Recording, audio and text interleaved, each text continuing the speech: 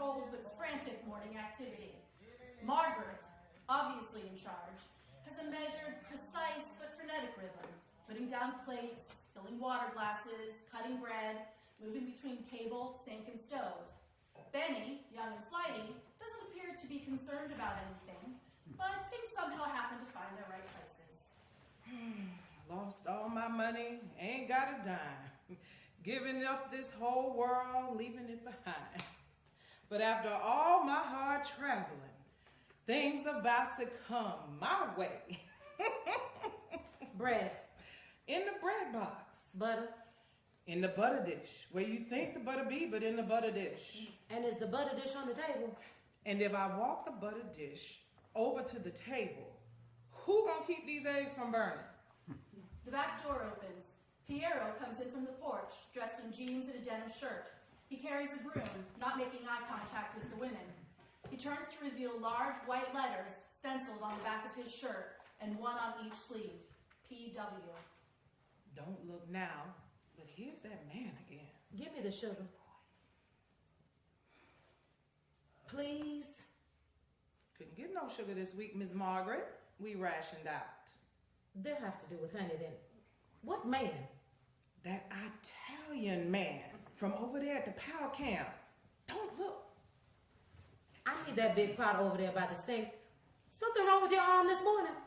I just walked into something, or something walked into me.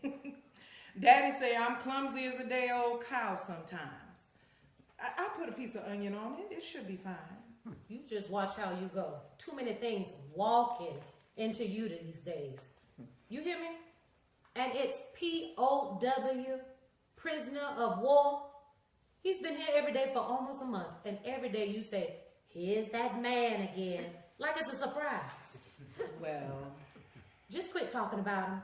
But as long as the government is offering, Mr. Jameson's glad of the help. Goodness knows we need it. There isn't a spare farmhand from here to Jacksonville. They lends them prisoners out, like a library. Seems to be. Look, if he gets in your way, just yell at him until he moves. He doesn't speak a word of English, and he's none too bright, as far as I can see. It takes twice as long to tell him what to do than just doing it myself. Okay. Why do you go on about him so? I ain't the one rolling my eyes every time he walks by. It's not like he's a neighbor like Tony the Iceman from down the road. He's a soldier. He done shot people. Maybe people we know. And now he's standing here in our kitchen looking all innocent. If he was so innocent, why'd they ship him over here from Italy and barbed wire him up in a camp? Gets me all chill bumped. He kind of cute though. Looks like that Tyrone Powers fella. You think so? No. He is here to work. That's his punishment. If him working here is punishment, then what the heck did I do? Mr. Jameson enters, reading a newspaper. Coffee, Mr. Jameson. I'm afraid we ran through our sugar. It's fine the way it is, Margaret. Just stick your little finger in it. That'll make it sweet enough for me. Margaret pours him coffee as Mrs. Jameson enters. Stop flirting with Maggie, Mr. J. It's unbecoming in a man of your age. Mrs. J. Margaret was bouncing on my knee when she was no bigger than a possum, and her mama was running this kitchen like a battleship. No harm in a little badinage. And when did we start speaking French? Word of the day. Margaret, how's Mama Perry getting along these days? Her legs are giving her some trouble, Mr. Jameson. Thanks for asking. Doc Elliott says the diabetes is taking its toll, but she puts her faith in the Lord. As we all do, Margaret. You give her my best and tell her if she needs anything, it's... Oh, sweet Mary Joseph. Language, Mr. J. Sorry, Mrs. J, but gee damn it to all gee damn blasted hell. Look here. 1945 expected to be the worst year for oranges. Price of oranges goes up, grapefruits go down. Meat piled high under my eyelashes with grapefruit. I hate grapefruit. Mrs. J, explain to me why I grow grapefruit. Because they look so nice on the breakfast table, Mr. J. Such a lovely blush color. Piney Woods Bowl's a lovely color too, but I'm not putting one up on the dinner table. Not unless I clears these dishes first, you ain't. I figured that October hurricane would have done me some good and blown all those trees over. I'd be out of the grapefruit business for good. But no. It's like they enjoy being blown around, little pink bastards. Nathaniel! Oh, I'm in trouble now.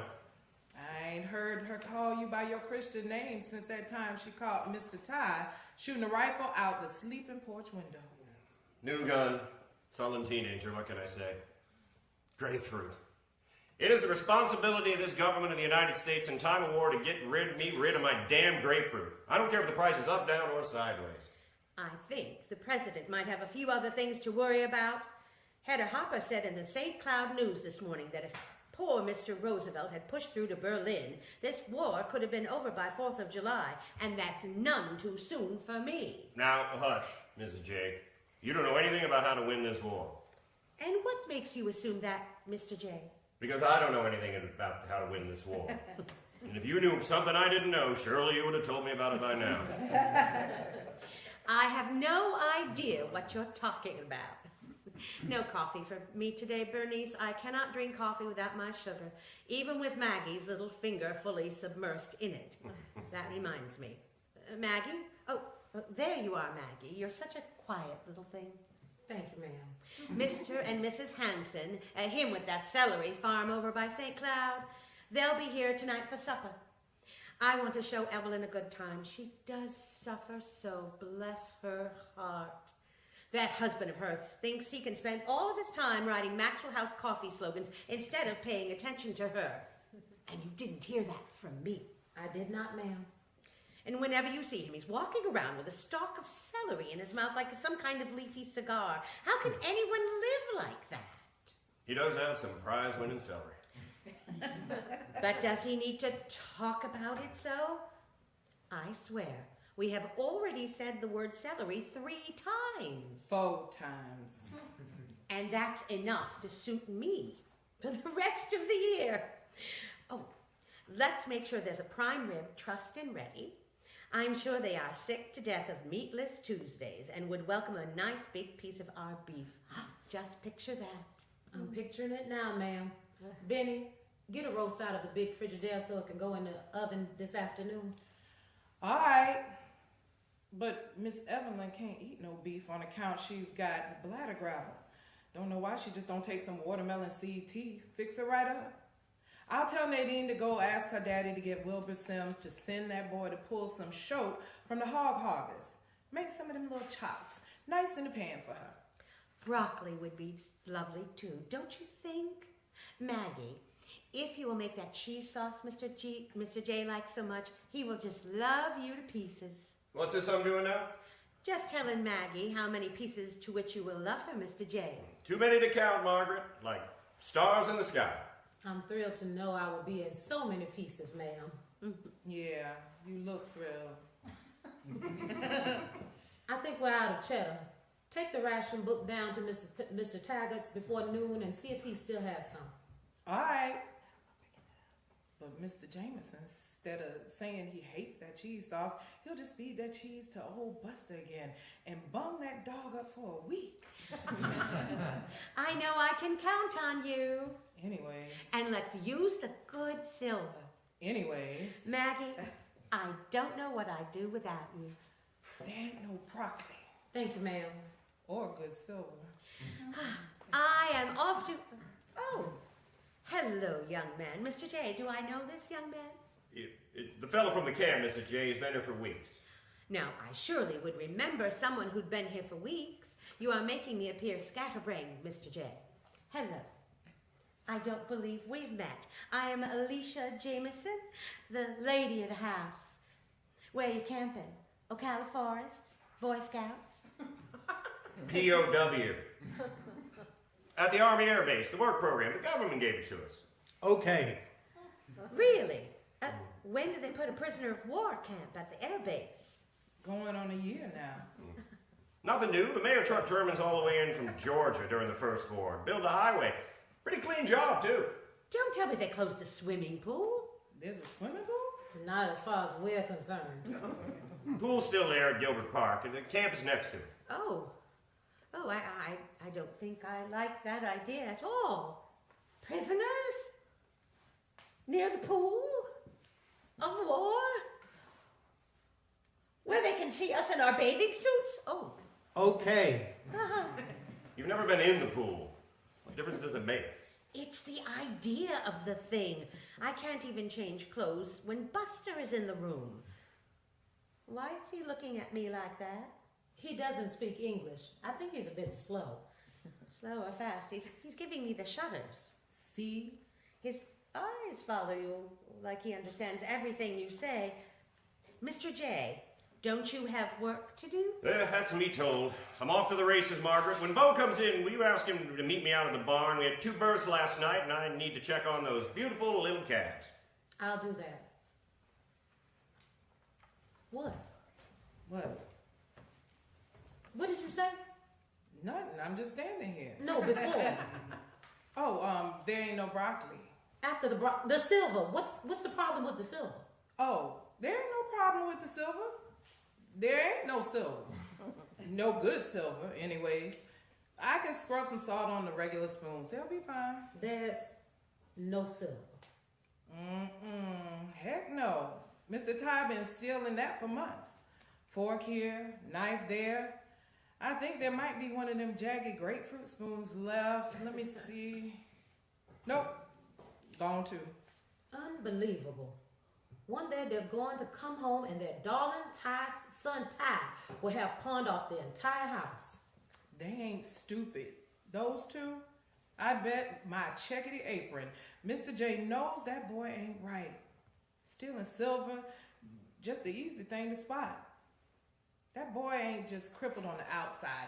It goes down to the root. Hey, how come you lets Miss J call you Maggie?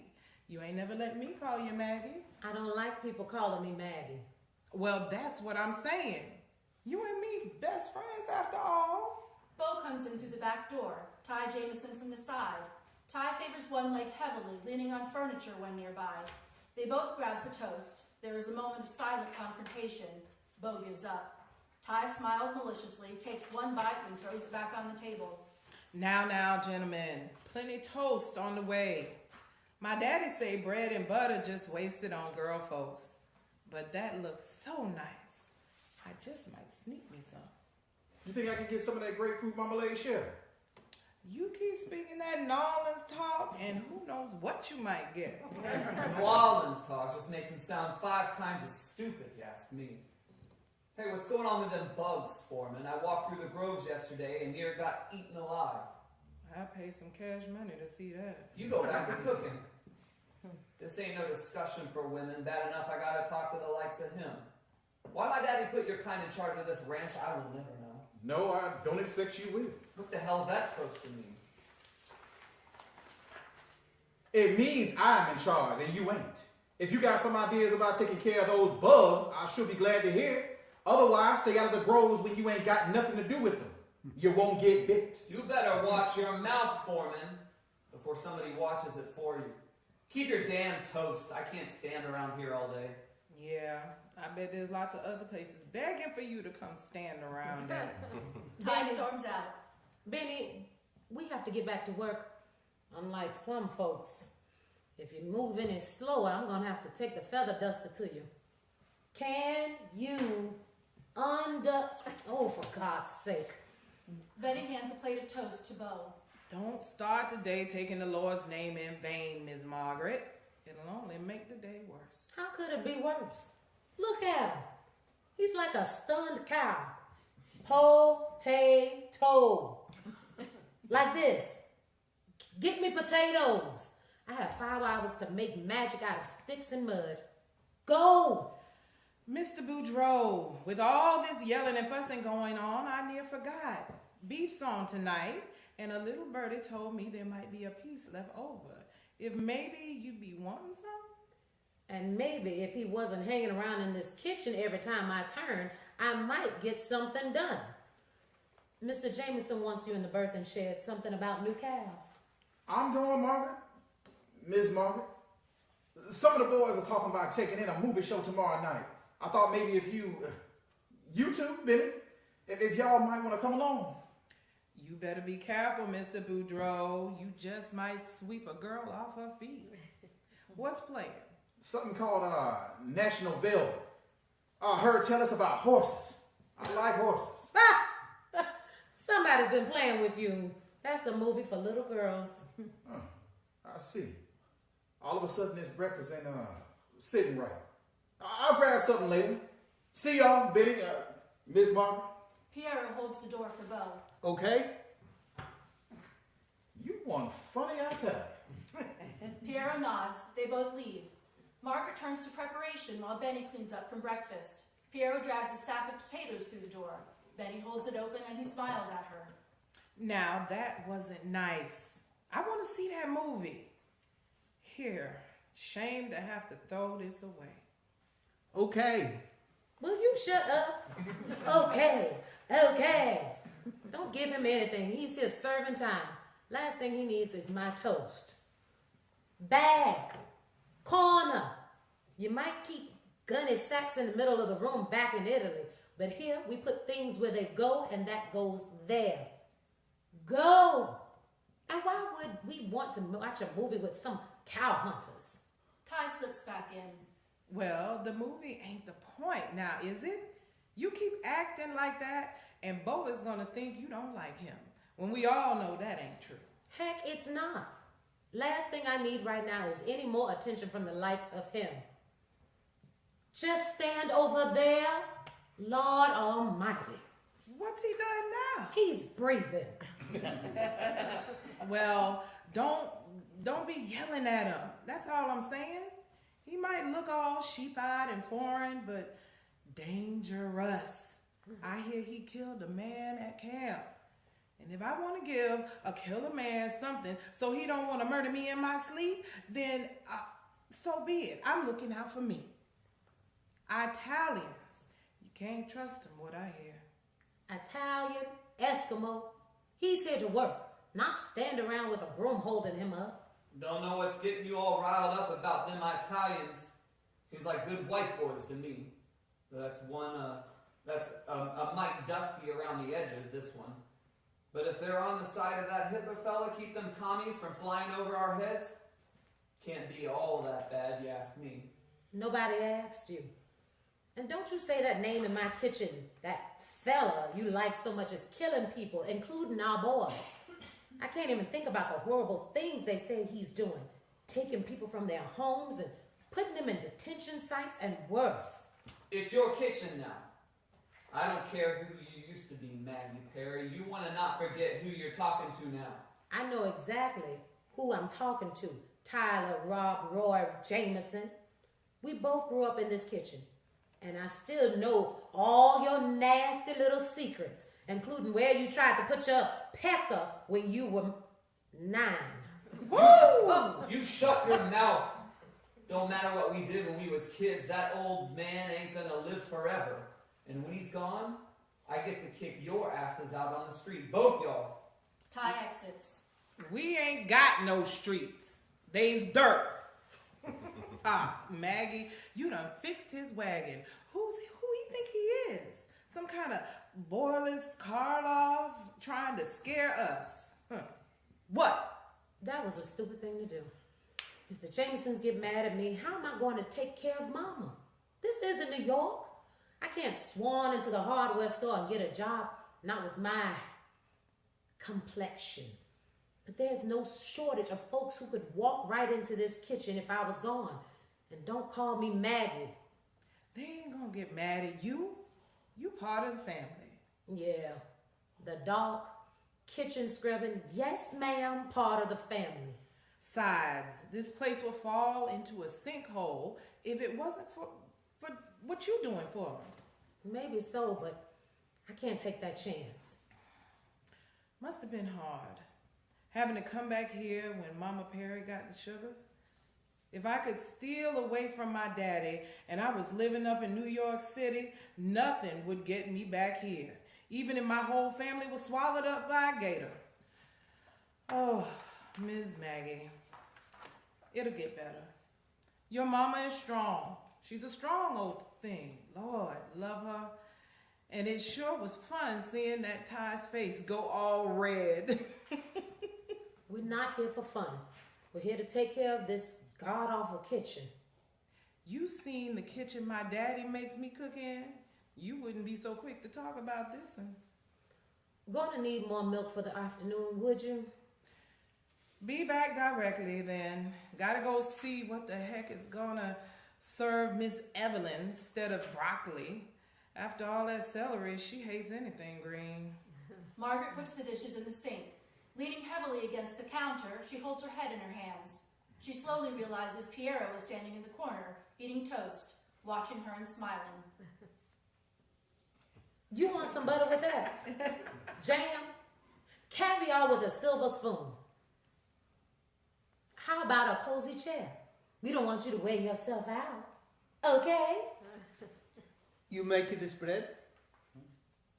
What's wrong with the bread? Oh, it's not wrong. I just asked. Since when do you speak English? I just saw Mr. J out there. Don't you move. I gotta tell somebody. You stay right here.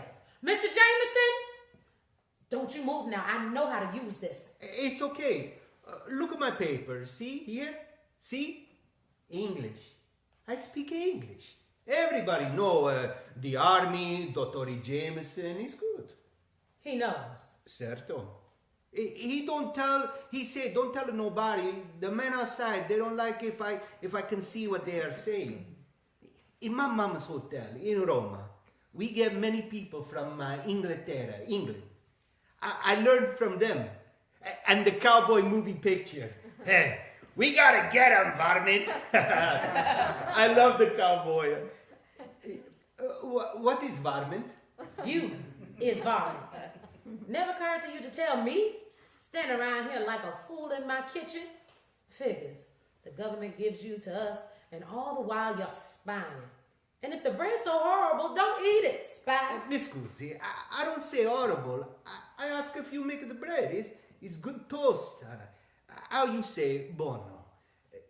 Can you please put it down the spoon? I don't say buono. Yes, I make the bread. Oh, eat it, choke on it. I don't care. I have too much work to do. Go back to your camp and eat spaghetti if you don't like what we have here. Nobody asked you to come to America. Ma, I remember distinctamente a very big man pointing a big gun in my face, asking me to come to America. And nobody gave me to you, signorina.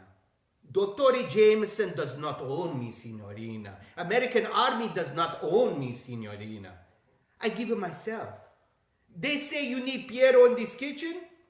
Piero's in this kitchen.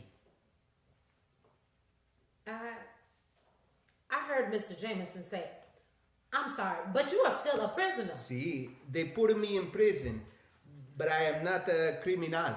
Not a criminal, but still a prisoner. It's hard for me to tell the difference. Then you are very lucky to have never been in either one. Tutto qua. How do you know spaghetti? Huh? All you friends, they say noodle. I don't know this noodle. I lived in New York City. I've probably seen more people eating spaghetti than you have. And you don't know my friends. Not, okay, now you friends. Giulio Cesare, you know, Amici, Romani, Campasiani. I am Romani, of course. Lord save us. A spy and an actor? Anyway, you couldn't know my friends because I don't have them. This is a very terrible thing to say. Besides, all you have to do is go over to Jimmy's Grill on Thursday. Thursday is spaghetti night. I don't think they like me too much in a Jimmy's Grill.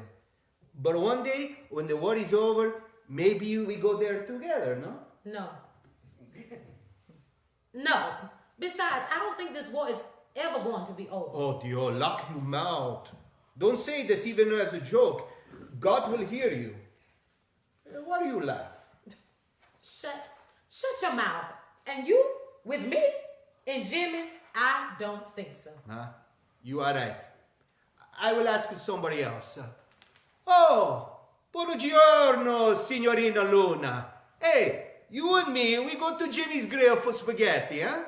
Un po' de vino, some dancing. Do you think Jimmy's Grill would have enough room so La Luna and me, we could dance? My arms are not very long. We have to dance like this, huh? But we very much loved around women in Italia, capisci? Why are you looking at me like that? I just wonder, how round is your mama? I'm going to take this spoon and scoop out your liver to feed the crows, spy. You talk about my mother again, and that camp will seem like a holiday in the country. I make a joke. I have nothing but respect for your mama, your papa, your whole family. Very nice, very beautiful people, okay? Okay. You are very feisty girl. I like it. Feisty? You're calling me feisty? What's next? Uppity? I don't know this uppity. Feisty, I learned this from the cowboy. I never know what it means until just now. Great. Now the spy likes me. It's a shame to waste such good bread.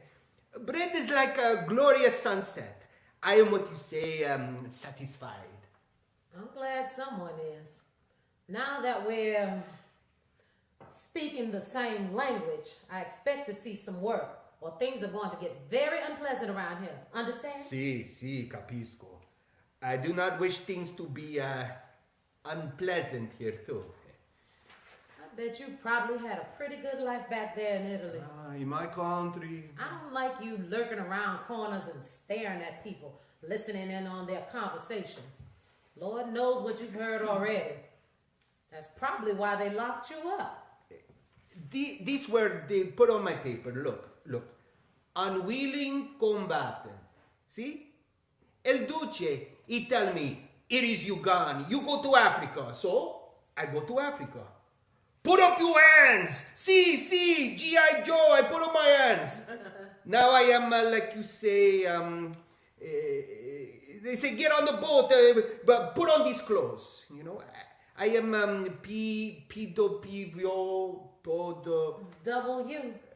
Prigioniero de guerra. For you, it's easy. I have big letters on my back. I look at your pretty face. You should be happy in this big house, in this nice family, this nice bread. But you are not happy. You are just in a much nicer prison. You wear letters on your back too. I just can't read them yet. You keep your eyes to yourself. I don't need some raggedy fascists judging my life. I am fine. Like Signorita I say. I forget who I talked to. The potato. They are in the corner. There is other work to do somewhere else, okay? Okay. As he leaves, Margaret goes back to work. Betty returns with Bo carrying bags. And remember me if you aim to go into town tomorrow anyway, Bo. I am pure crazy about going to the movies with horses. I mean, I'm about horses, not going with horses. That's plain foolish talk. My daddy says I talk so foolish sometimes. I'm better off just keeping my damn mouth shut. Don't you never mind what Maggie said. She got some kind of bee in her bonnet or a stick up her. Hey, Miss Margaret. Bo here done helped me bring in the beef. Ain't that nice? Bo know all about bringing in the beef. Ain't that right, Bo? Should be good and ready for cooking. Whatever you say, Cher. Miss Margaret, I was hoping I could ask you a question. Wait, let me get a chair. This might be better than National Velvet. Yeah, I suppose I have a minute. I couldn't think of nobody better than you to ask. We all out of bag balm in the dairy shed. You got anything we can use on the milking machine for lubrication? I am way too busy to be bothering with your lubrication. I mean, no, I don't know. Well, if you think of anything, I'll talk to you later. Yes, I'm afraid you will. Bo exits. That Boudreaux Douce be cool as a drink of water on a hot day. And it sure is hot today. If you like that sort of thing. Then I must like that sort of thing. Whew! Miss Margaret, how come you never look at Bo the way he look at you? I don't know what you're talking about. Bother you don't. That man been staring and drooling like he's a starving dog, and you is dangling a pork chop. Shoot, pork chops. Can't tell me you didn't get a little trembly by him just now? Don't you be lying. Don't be lying to me, family. Benny, I haven't met a man south of Richmond who doesn't drool over anything wearing a skirt. One local hound being puppy sick does not flatter me. You want him? Keep him on a leash and let me get back to work. And we aren't family, much as you feel sisterly. You making me wonder about if you even like men. Not that it make no never mind to me. You wouldn't be the first Dutch boy I seen. Benny, good Lord. Fine, you just grumpy then. Look, I'm saying I takes my people where I can get them. Heck, there's so many stories about my family. My daddy, great grandma was Spanish from one island or another. Her granddaddy probably some kind of pirate. I ain't exactly black. I ain't white. Can't tell if I'm Seminole. My mama done took all the truth with her.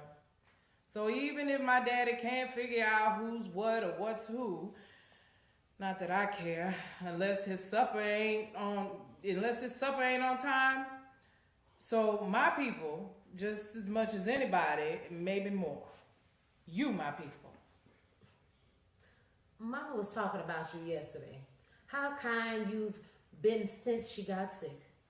She loves you dearly, you know? I just wish you'd be a little more discriminating in who you step out with. It ain't the stepping out I'm interested in. It's what happens when the stepping stop and the lights go down. Come on, Maggie. Ain't you never dreamed about a man? I had a man. Yeah, it surprises me too. I was living with 4 other women in an apartment that the size of that sink during secretarial work, wasting my education. And like every one of those movies you've ever seen, I fell in love with my boss. Ooh, that don't sound too bad if you return the favor. Wasn't any favor, Benny.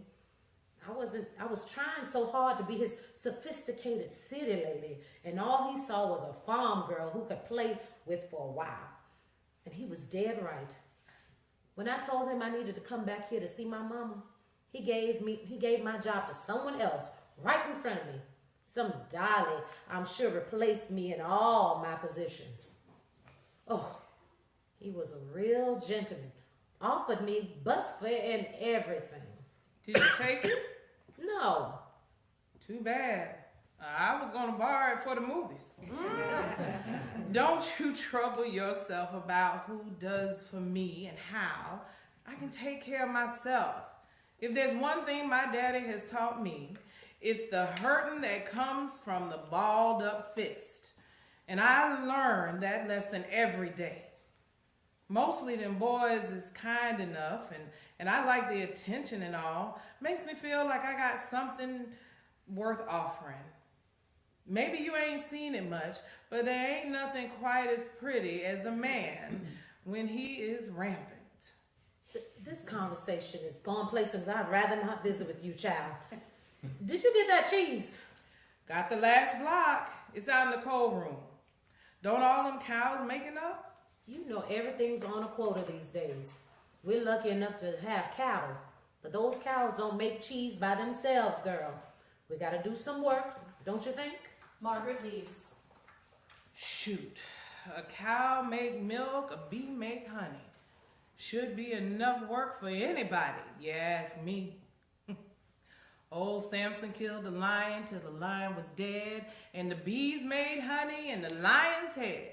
If I had my way, I would tear this old building down. If I had my way, I'd have me a good man. He'd treat me nice and proper. Take me to fine places to eat, not like those boys in town. All they want is one thing, And some days, they gotta be more than careless love, ain't it? My man will buy me new dresses, have a car of his own, maybe even a job where he don't come home stinking of cattle. And we go out real proper, just some nuzzling and smooching and such, and only on Saturdays, so we can get purged of our sin on Sunday morning. Say hallelujah. And one day, my man will walk down the road, over past the Trumbull place, over the railroad track and beyond, where that crazy family keep all them dogs. And you know where he'll be? Be at my daddy's house. Walking up that sand road to daddy's house, and he be dressed real fine, vest and tie and everything. And my daddy sitting on the porch in his drawers, a dog under one hand, a jelly jar of moonshine in the other. With such a war going on in his brain, take one more sip or reach over to his oiled and fully loaded squirrel gun.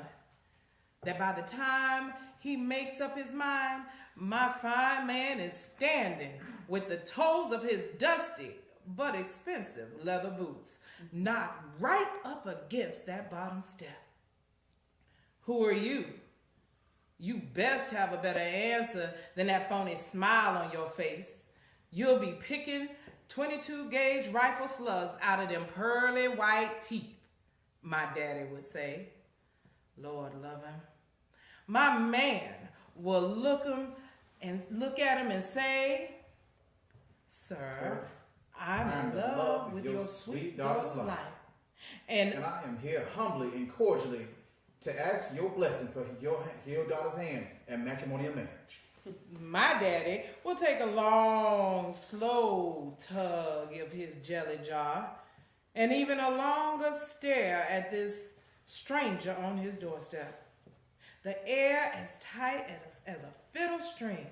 And he'd say, "You got some money, don't you?" Yep. My daddy will say, "You give me some?" Well, man, I will rise up himself to his full and very impressive height and say, If you's asking me to buy your daughter off you, the answer is most definitely no. But before you go reaching for that oiled and fully loaded squirrel gun, let me assure you that I do believe in sharing what is mine with my family, of which you most certainly will be after we's married and off. "You love my daughter?" I surely do. My daddy will say, "Can't see why. Not good for squatting, twice as ugly. Needs a beating just to get out of bed, and 2 more before the sun goes down, just because." But your funeral, and here he will scratch himself in several unmentionable places, long as you make sure she's here to fix my supper and clean up this rat hole every day, I ain't got no problems with you feeding and paying for her instead of me. Lord knows. So you give me your blessing. Yep, reckon so. That's all I needed to hear. And from a flour sack in his hand, my man will start unwrapping a long, thin package. And my daddy will lean forward and say, "What's that thing you unwrapping, future son-in-law?" And my man will say, I hear you a gentleman who likes his guns.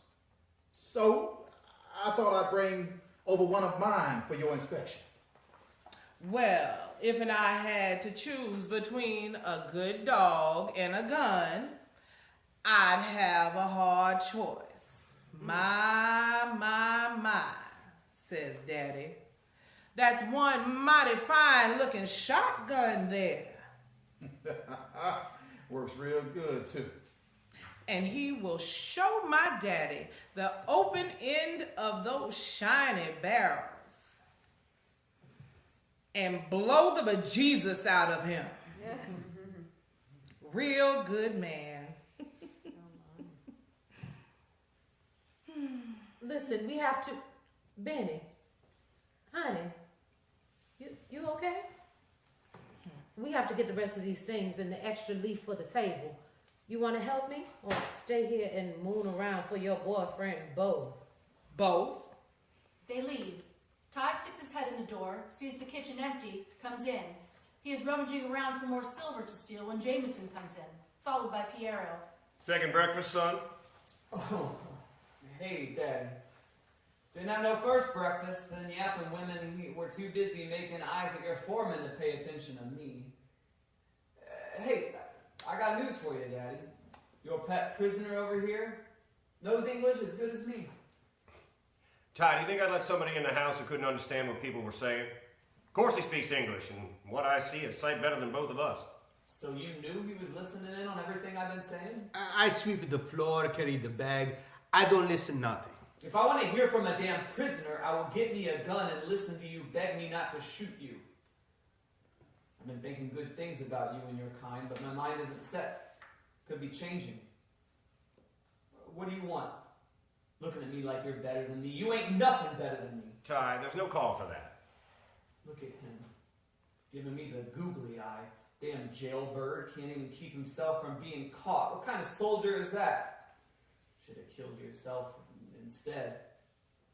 If they'd have given me the chance, I would have shot you by myself right there in Africa. Ain't got no home, ain't got no clothes of your own. So you're some kind of crummy bed, and you ain't even worth that. You're no soldier. You're just the enemy. Stop looking at me.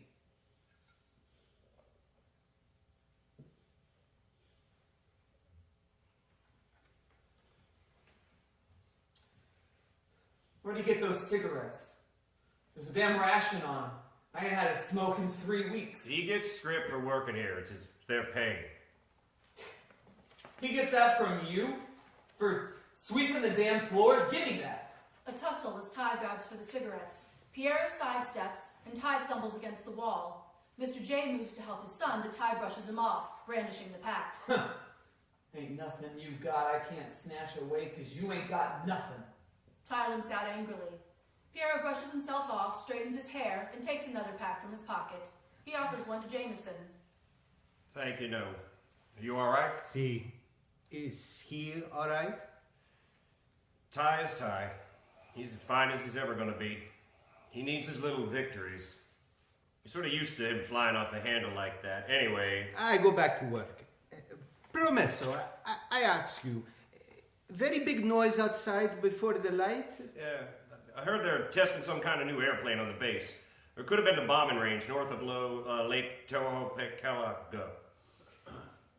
Okay, test out munitions, new bombs and things like that. Tohopekalaga.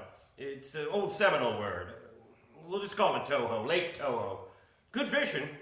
I think it means fort, or some folks say it means sleeping tiger. Why old Seminoles knew what a tiger was might be, I can't figure. But come to think of it, I probably shouldn't be telling you any of this. Toho, it's a crazy language. I don't understand anything you just say. Listen, I need to talk to you. You seem like a nice fella, and For Italian? for somebody who may have been in the wrong place at the wrong time. Hell, you could be a kamikaze pilot for all I know, but I don't think so. I don't think so too. Whatever that is. I'm not making excuses for my boy, except I'm making excuses for my boy. I can't help it. I'd be obliged if you didn't report this. I know being a POW and all, you're what they might call a government asset, and kind of frown on one of us taking a swing at one of you if you catch my drift. The drift, I catch. I don't even smoke. This is like money in the campo. I'm much obliged. Prego. Dottore Jameson, what is wrong with him? Aside from being mule-headed and mad as a hornet, Ty was always a scrappy little child out swimming, fighting, trading spit. You know kids. One day back in 25, we couldn't get him out of bed. Shaking and throwing up in pain all the time. Couldn't sleep for crying from the headaches. Turned out he has what they call the polio. Some kids died, some got sent off to a big hospital in Georgia. Some never came back. Things like that just don't happen to you and yours, you know? People I don't know tell me to go someplace I don't know to shoot other people I don't know for what reason. I don't know. That don't happen too, see? See. Funny world. We put him in a ward up in Orlando full of pale little ghosts, all laying there in rows of beds. There was one little sweet pea of a girl, couldn't have weighed 50 pounds. She was wet, mop of yellow hair, not much else. Locked in one of those iron lung things to make her breathe. Big old canister like an oil drum. Just her teeny angel head sticking out like a broken doll. Enough to rip your heart out. Ty got off better than most, but he had to learn how to walk again. One side of his body doesn't have any muscles at all left. Took years to get him where he is now. His mother treats him like he's still 10 years old, and most days I just wish he was. He's just so... I don't know what he's mad at more, the world or himself. Or me. Probably me. You want a drink? I need a drink. I don't think... Hey! Who's the boss man here? You're on my ranch, you work for me, I make the rules. We need a drink. Oh, I cannot fight with the boss man. Grazie. Jameson gets 2 glasses and a bottle from under the sink. Yeah. I keep this under here. Mrs. J would have a fit if she saw me drinking shine. Oh, but you are the boss man. I am the boss man. A lot of good that does me. I like talking to you. Piero sono. Piero Aloca. Aloca. They never told me your full name more than once, just a number. Probably should have read the receipt, huh? Sorry, Aloca. You don't deal in bullcrap, Mr. Aloca, and a cattleman knows a thing or two about bullcrap. Me. A few months ago, Ty starts hanging around with this bunch. They call themselves the Empire. Idiots. Kids mostly riding around in white sheets, making believe they're the Klan. Except most of them are so stupid, even the Klan won't take them. And that's saying something. This bunch of jackasses are... Che cosa giocas? Ass. Jackass. Like a donkey or a mule. Ah, sì. Sommario. This means stupido. Then we are speaking the same language, dear. Salute. Oof. Oh. This will make me blind. They call it Mountain Dew if Florida had mountains. He's so... Sommario. Yeah. They've been filling Ty's head with keeping the country pure and white, and the South shall rise again. You got to keep folks in their place. Klan marches through Orlando every couple of years, you know, hoods and crosses and all. Folks just let them like it's normal. It just makes these fools braver. I guess you live with pain every day. Other people in pain find you. Hoping one day he'll come to his senses. That might be like leaving the door open and hoping a raccoon don't eat the chickens. This is funny. What is a raccoon? Hey! Afternoon, Bo. How those calves coming on? They good. Mr. J, fine looking animals. Be off the teat and causing trouble before you know it. Everything okay in here? Yep, fine, just fine. Oh, you mean him? Boudreaux, my foreman? This is Piero. He may talk funny, but I suspect there's a good head on his shoulders. Yeah, we've met. But ain't he still... P-double-O-C. Okay.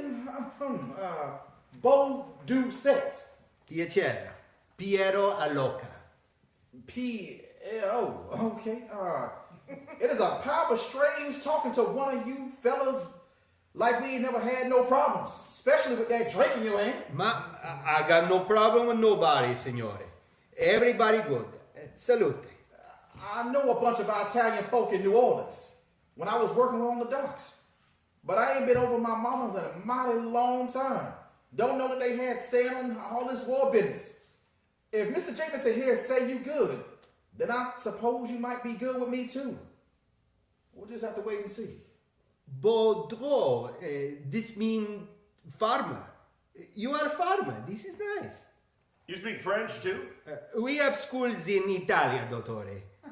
Scusi, I ask you, Signor Baudreau, I see you, the foreman, Signorina Maggie, Signorina Benny, important people, very good people. What are you trying to say? In Italia, they say everybody in America, like you, is, how you call, lo schiavo, the slave? Now, hold on! That is out of line. Aspetta, this is what I am told. People in Rome, very smart, but very odioso. They hate. If you look different, My cousin, they visit from Sicily. Their skin is very dark, almost like you. They are treated very bad, much angry. But it is different here, see? But also the same, so I ask. Nobody who ever worked on this ranch has ever been a slave. What about him? Look, I know what you're saying. The Army came and told me they call them cooperators, could come and work here. They weren't in danger, and they wanted to help. Well, most of our boys were out shooting people across the sea. My choice was take the offer or we give up the ranch, and nobody has anything. Mr. J, even though this fella had my back a minute ago, you know, this feels all matter of wrong, don't it? Maybe so, but we do what we have to do. Look, I ain't saying that locking people away who make themselves our enemy is a bad thing, yeah? Yeah, how do you get here? In front of a gun, with my hands behind like this, on a boat. Putting them in chains in a boat across the sea and making them work on a farm? I have heard that song before. I try to treat Piero and everybody from that camp as good as anybody who works here. He gets paid, he gets good food. I hear they even go see movies in town. They took him to Daytona Beach last week. And I wonder what part of that beach they got them playing on. Surely not where those black soldiers who took them prisoners there has to wait because they not allowed on the sand. And at the end of that beautiful day on that beautiful beach in that Florida sunshine, Mr. J, they still gets brought back to a camp and put behind wire. You can brush a cow down real shiny and feed her till she fat, but that's still slaughter at the end of that shit.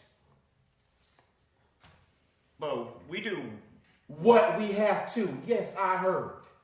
We was lucky in New Orleans. My papa was born a free man. But I don't have to go far back to find relations in the fields. They look mighty, these folks out here right now.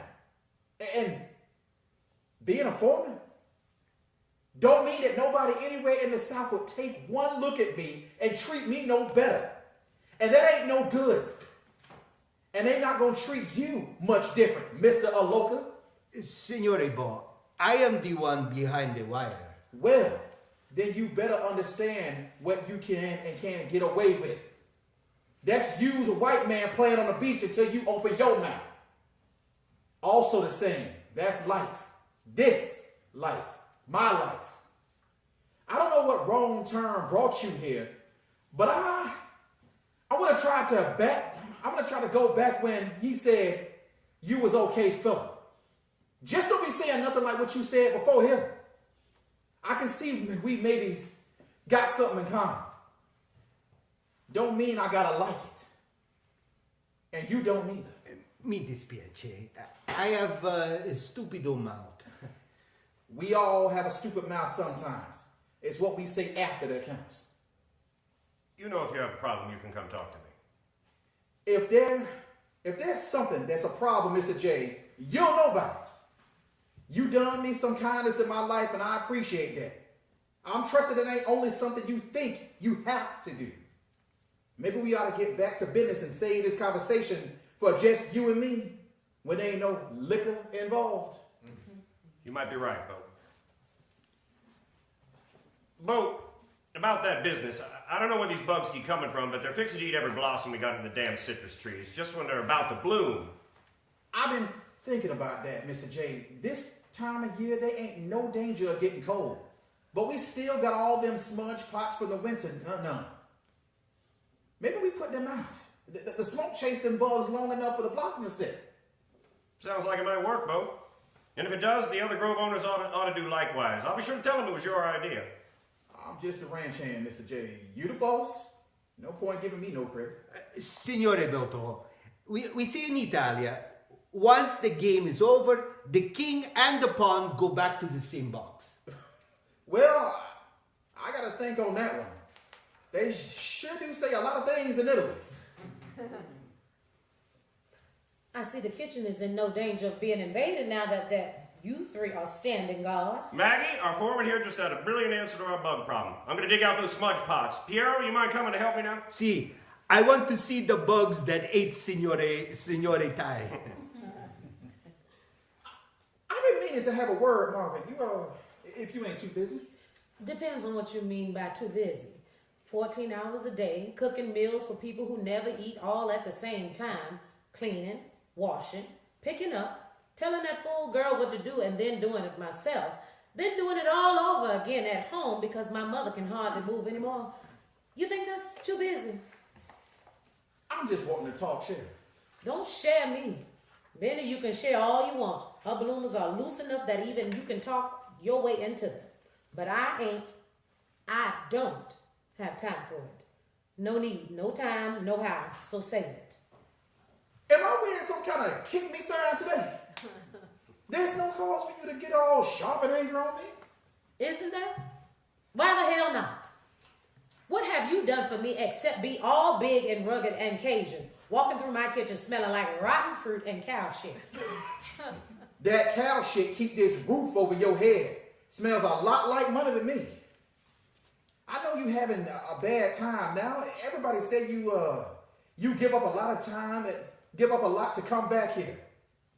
But I didn't do it. I thought you could use a friend was all. Am I supposed to get all fluttery over you? I don't even know if I like you. You barely said 2 words to me the whole time I've been here. I left 7 years ago and erased every trace of this place. Had a life of my own, and here I am again. Little Maggie Perry, back playing under the kitchen table. Whatever ghosts be chasing you, they ain't me. I don't know no little Maggie Perry. I just know you. Do you just? You think I'm gonna spend the rest of my life with some dead-end ranch hand living on the leave-ins from Mr. Bossman? You're crazier than your Italian. You can't even look me in the eye when you talk, can you? Can you, Mr. Boudreaux? Mr. Foreman? He walks to the back door, opens it, turns and stares hard at her, silently. She stares back, then looks down, finally turns away. That better? Bo slams the door. Margaret stands at the counter, fuming, then picks up her favorite cup from the table and with great force throws it at the door where it shatters. She is silent for a moment, then with a sigh lowers her shoulders, walks slowly to the cabinet where a broom is kept. Damn! She walks with it to sweep up the shards of cup. I like that cup too.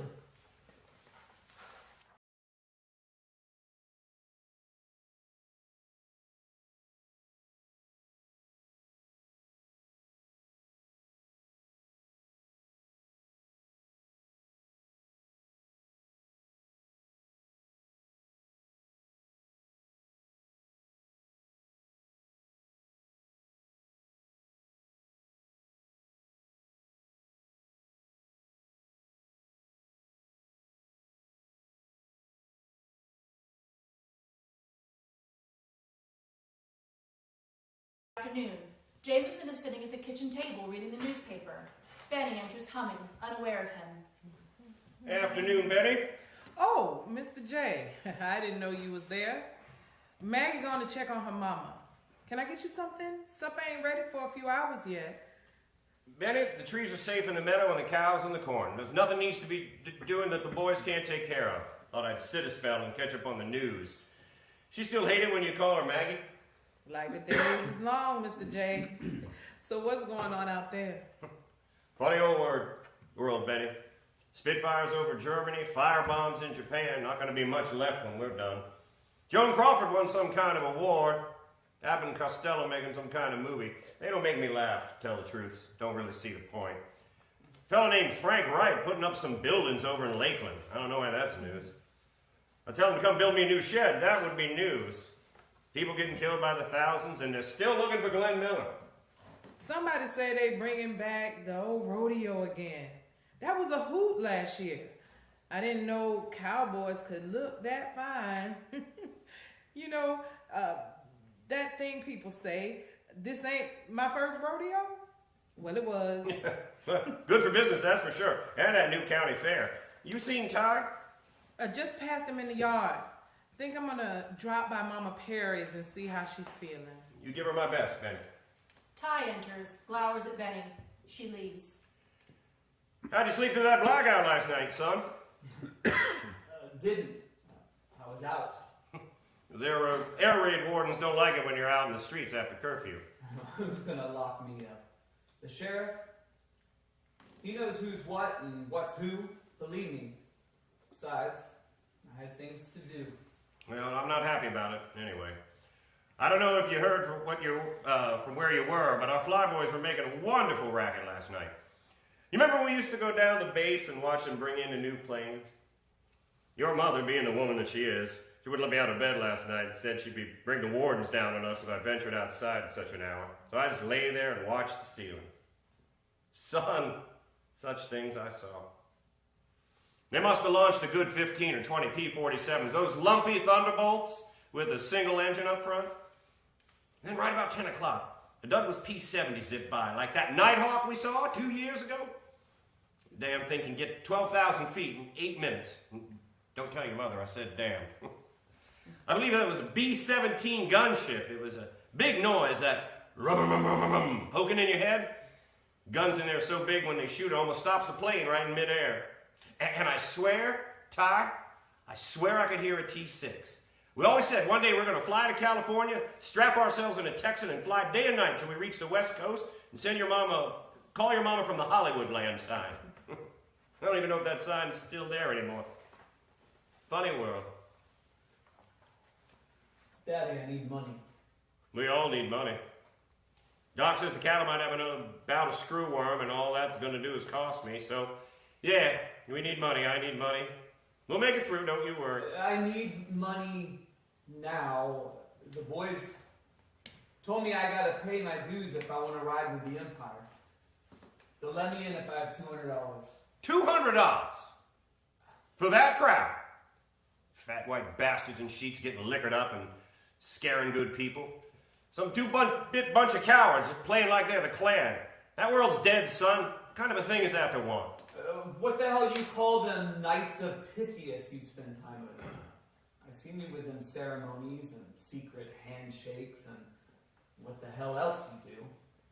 How are you different? How are you better than me? We're not burning crosses on people's lawns. We don't put dynamite on the front porches. We're not killing folks. We ain't killed nobody. They just gotta know their place. They ain't gonna kill nobody if they keep where they belong. It's them or us. Good Americans gotta take back America. Show them who belongs here and who don't. And who exactly is them, Ty? What the hell do you think we're fighting about in Europe? Your grandpa McCoy came here to Florida in 1860. Maggie's family was already here. You ask me, we're the ones that don't belong. You want to blow up this house, do you? Because some of them live right here. Who's it going to be? All the hands have been working here since before you were born? Bo? That son of a... Maggie? Her mama? You grew up with Mama Perry. Ty, she fed you when you were hungry and carried you to the toilet when you couldn't barely crawl there yourself. How did that hurt you? What did she take away from you except some pain? You should be down at her house doing for her instead of getting all your brains scrambled up by those animals you call friends. It's us or them, Daddy. I'm doing this for you. Don't do me any favors. You want to take part in that foolishness? You ain't no son of mine. Why on earth is everyone yelling? I'll get the money somehow. I don't need you. And if you care so much about your precious farm hands, keep them on the range tonight. That's the last time I'm going to warn you. Tyler? Ty exits. Nathaniel, go after him. The last thing he needs is for us to chase after him, Alicia. We can talk until we're raw. It's not going to change things unless he wants it. He's not a child anymore. He's old enough to make his own mistakes. Oh, but what horrible mistakes he might make. And we'll deal with that when it happens, like we always do. Sit down. Let me get you some water. I think I could use it. What is going on today? Everything is topsy-turvy. Ty is storming around like a mad thing. We've got prisoners in the kitchen. Evelyn Hanson told me her layabout husband wants to buy chinchillas. Chinchillas? And Maggie is miserable. That poor child. You must talk to your foreman, Mr. J. He follows her around like he's on the pull. Or is she the one on the pull? I can never keep that straight. Talk to me about cows. Any other mating behavior is outside my domain. Actually, I think Bernice is the one that's on the pull. I didn't think you'd notice, Mrs. J. I haven't paid that much attention myself. Oh, not much you haven't. Good-looking girl like that. I see the way she slips you extra butter at dinner with you supposedly on a diet. Why do you always think the worst of the most innocent actions? Look at me, the flesh is hanging off my bones. She worries about me. We all worry about you, dear. It's all anyone does. And what kind of sardonic remark is that? Sardonic? Word of the day. What exactly are they trying to accomplish with these words of the day? I mean, I could see if they were words that people actually used in conversation, but even I don't say sardonic. And what was the one last week? Oh, lugubrious. Lugubrious. What is that? I don't know whether that's a word or a disease one catches in the South Pacific. Now, just the other day, weren't you happy I could converse with that charming French couple we met at the Pythias dinner? Yes, I was, Mr. J. Although, as I recall, the dish of chopped raw beef he was talking about is called steak tartare, not steak tortuga. Which I do believe is something you can catch in the South Pacific. Tell me he's going to be all right. He will, dear. We raised a smart child, just a little astray right now. Listen, what do you say we look in on those new calves before supper? You and your cattle. Mr. J, I swear if I had horns, you would be beside yourself with bliss. Horns don't exactly appeal to me, Mrs. J, but we do have the cowhide just outside the bedroom. Mr. J! They exit. There's a moment of silence. Piero stumbles into the kitchen with a giant bag of flour on his back, Margaret behind him.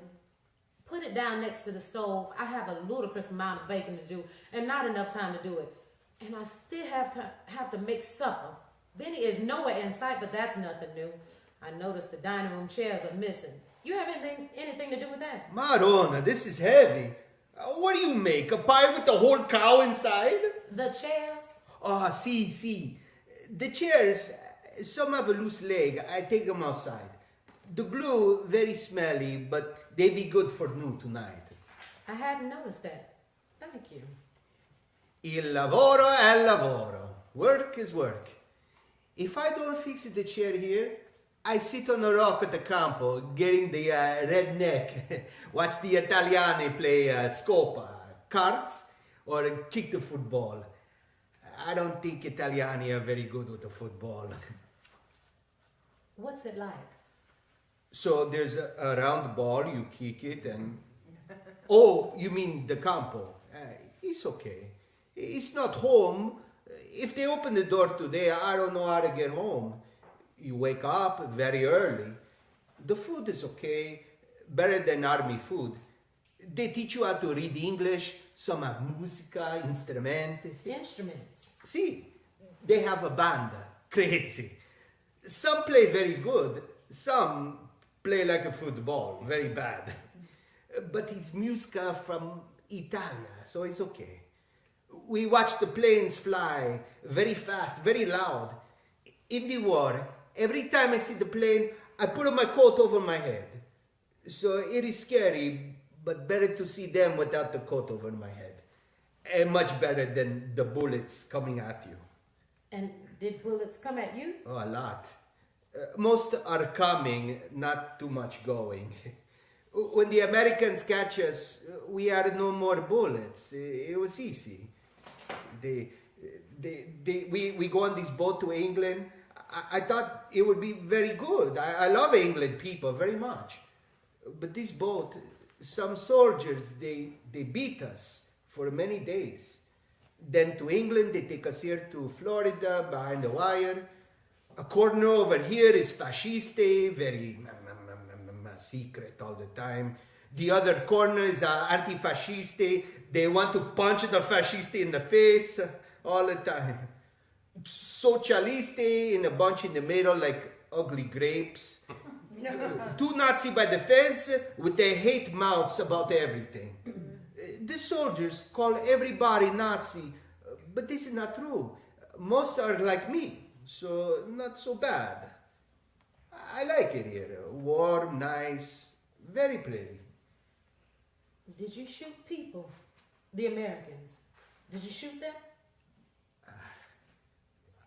I hide. I make a big hole in the sand and I hide. Not such a brave man, Piero. But no more work today. Today, show me how you cook. What do you cook today? This, beef, green beans, potatoes. Ah, see. And? That's it. No zuppa, no primo piatto?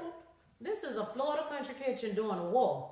We grow meat and potatoes. We eat meat and potatoes. The closest they get to fine dining here is cheese sauce, and Mr. J hates it. Oh, you must do more. When you were in New York, Madonna, even I know New York, the food must be so wonderful. It break your heart to stop eating. It almost did when I left. You were bambina here. Right, in this kitchen. My mama was the cook. And you come back because of her? She is sick? You hear quite a bit in this kitchen, don't you? Spy. I got a phone call from Mrs. Jameson. Mama collapsed probably right at this table. Turns out she has diabetes, sugar in the blood. It can be dangerous. Mama's always been impressive. Stop your smiling. I remember your moon dance. Doc's trying to get her under control, giving her shots, which she hates. She's having trouble with her legs now, so I came back to help her. But I don't know if she's gonna come through. She tells me, Margaret, if the Lord wants me cooking for him, who am I to say no? I used to play under that table. Mama would give me handfuls of flour, and I'd draw pictures on the floor, and little pieces of dough that I'd make into ponies and dragons and Indian elephants, the ones with the small ears, because I have small ears. Don't look. She was... Is a good cook? Mama makes the best chicken you have ever tasted. Biscuits that would make a strong man weak. But I'm not that kind of cook. I don't know how to do those things. Ah, you are smart, Margarita. You should try. Can't. I never get them right. Allora, I see. When you are afraid to do something, you must try. Always try. That's what I'm afraid of most. Cooking is not so hard like you think. My Babbo, he filled the holes in the street all his life. This is hard. Cooking, you have in the hands, in the heart. An angry cook make angry food. Here, I show you. It's not so difficult. You have garlic, you have limone, you have pepper. I keep that garlic for a poultice. Nobody likes to eat it. You mean you don't like to cook it? Oh, smell. Very nice. No, smell. Ah, we are very lucky to have this food. Kind of hard to stay alive without it. No, to stay alive, you only need a little water, a little bread. But to live, to enjoy, in Roma, we have trees, fico, with sweet fruits in the spring and... Fico, figs. Si. And the little blackbirds, I don't know the name, they fly in the big clouds in the sky. The fruits, the birds is beautiful, like romantico. The birds, they say, oh, Madonna, this is the best thing I ever put in my mouth. Beaker? See, Beaker. Yeah, they are so happy, these birds. They do not eat because they are hungry. They eat the fruit because they love the fruit in the beaker. You should love food like that bird. Devour. Make love with your food because the food, she love you. Fill your head, your heart. Forget the nose. The limone, it open your eyes. The pepper, wake up your brain. The garlic, que bella. This Margarita, this is the smell of amore. Signorina Pepper, she say, ciao, I am a hot and spicy. I love you. Signore Garlic, he say, I make for you special dream. I am desire, long nights of amore. I love you. I touch you like the midnight kiss, like the eyes of the beloved. Here, take this.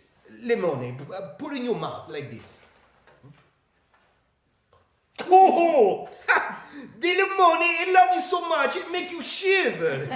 Hey, you do not respect life. This is your problem. What do you mean? Of course I respect life. What kind of thing is that to say? What do we eat? This.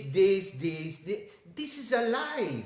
A seed, this small. Look, this seed fall in the dirt and make a giant tree. Miracolo. A miracle from the lemon. See? You sound like my mama. Margaret, she would say, a pinch of rosemary is better than a pound of salt. I don't know how to cook those meals, but they do live here, in my chest. You can stop looking at my chest now, spy. Miss Scusi. So according to you, Food is love. Food is sweet, dolce. Love is dolce. Food is spicy, picante. Love is picante. Sometimes love is all around you, but you cannot see it. Sometimes a good thing you eat is what you throw away. Like this. I find it growing outside. We say porcellana. You see a weed, I see ensalada. you think Italians invented food, don't you? We've been eating moss roses for as long as I can remember, like dandelions. My father would pull every dandelion out of the tomato patch and crush it under his boot. But I loved them. The smell, the taste. Dandelion, what is this? A weed. Like you said, a weed, jagged leaves, and a bright yellow flower. When the seed comes out, they float out in the air like a parachute. Ah, sì. Soffione. From this, my nonna make wine. My grandmother too. And salad when the leaves are young. Oh, sweet and tender when young. And if it is right, it's spinning your head. What is this word? Intoxicated. Are we talking about dandelions now or love? A welcome flower or an irritating weed? You tell me. When you grow a tomato, the weed is very bad. When the tempeste, the rain, they come to wash your house away, that is when the rice grows best. What more you got? There's some chicken I was going to make tomorrow. Oh, I make for you pollo cacciatore. But It's easy. Chicken, onion, tomato. You have rosemary. big bush right outside. I'll get some. Wine, I think I see. There is olio d'olivia, olive oil. We have lard. Che cosa lard? Southern olive oil from a pig. Oh, no. That is not olive oil. But what we have is what we have. Del maiale no si butto via niente. From the pig, nothing is thrown away. And we never do. Ham hocks, pig trotters, pork belly, hog's head stew, ribs, chitlins, ears, tails.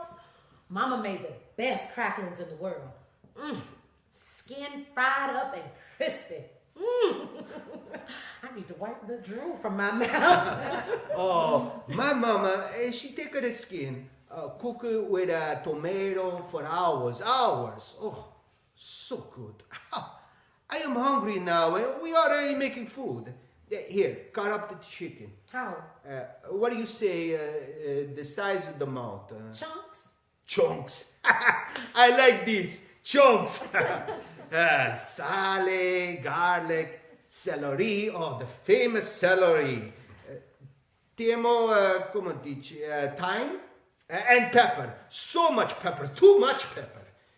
Oh, I could stand on a box next to my mama by the sink. I watch her crush a tomato like this, slow, holding in her fingers. Wait, that's no way to put tomatoes in a pot. Those skins would just stick in your teeth. You hold it in the stem end and grate it like this. See? Leaves the skin behind. Oh, bravo! Watch your fingers. I will do this way forever. So much better than a knife. Piero, mama say, when you cut, one eye on the knife, one eye on your finger. She is very small. Her nose just looking over a big pot. She make a pomodoro, only a tomato, garlic, oil, basilica, e la magica. The magic. I know that magic. You in this big palazzo, me in my little house, both with a mama in the kitchen. We are not so different. When mama is cooking, everything in the world is okay. Mrs. J silently enters the room. I wish that was true. I wish my mama was cooking. I wish everything in the world was okay. I couldn't wait to get away from this place. I fought and scratched. I was as angry as I could possibly be, just so it would be easier to leave, because I was going to leave. Angry? You? Imagine that. I could just walk away and people would be glad to see the back of me. And oh, the life I would have. Music and tall buildings and big cities and a place where everyone and everything is beautiful. Piero. See? Piero. That's a nice name. What does it mean? The word, we say stone, pietra. I am maybe soft stone, like sand. Sand. That's funny. Maggie means sweaty summers and bugs and being Mama Perry's dog. Means standing right here in this kitchen. My life was going to be where I didn't have to be Maggie Perry anymore. A place where I could be Margaret, myself. Anything I wanted to be. I came back to this kitchen, and all that anger I built up was waiting for me, tied up in a little burning package. If I don't hate it here, I'll have to think about my mama dying, and I don't want to know what I'm going to do when that happens. But Margarita, this is a beautiful flower. Margarita was queen. Margarita, we say, if you are afraid of breaking your favorite cup, then it is already broken. Did you? Every time you pick up your cup, enjoy it. Someday it breaks, this is what happens. Nothing you can do. Nothing you can do. So, Tell me about your mama. my mama is like, she's like a hurricane, like a sinkhole, like the summer rains every afternoon. She just is. Mama Perry has been in this kitchen for 40 years. Her Mama Perry was here before that. And my mama was with her. Something smells absolutely delicious in here. Mrs. Jameson, didn't see you there. I guess being silent, running the family.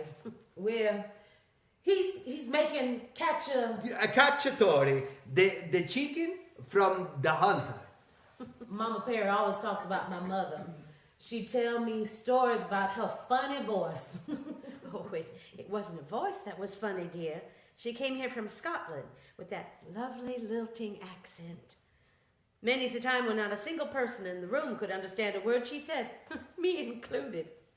So, this is a cooking lesson. Hello, I'm Alicia Jameson. Si, signora. I am Piero. Of course. Dear, I was teasing you. So tell me, Maggie.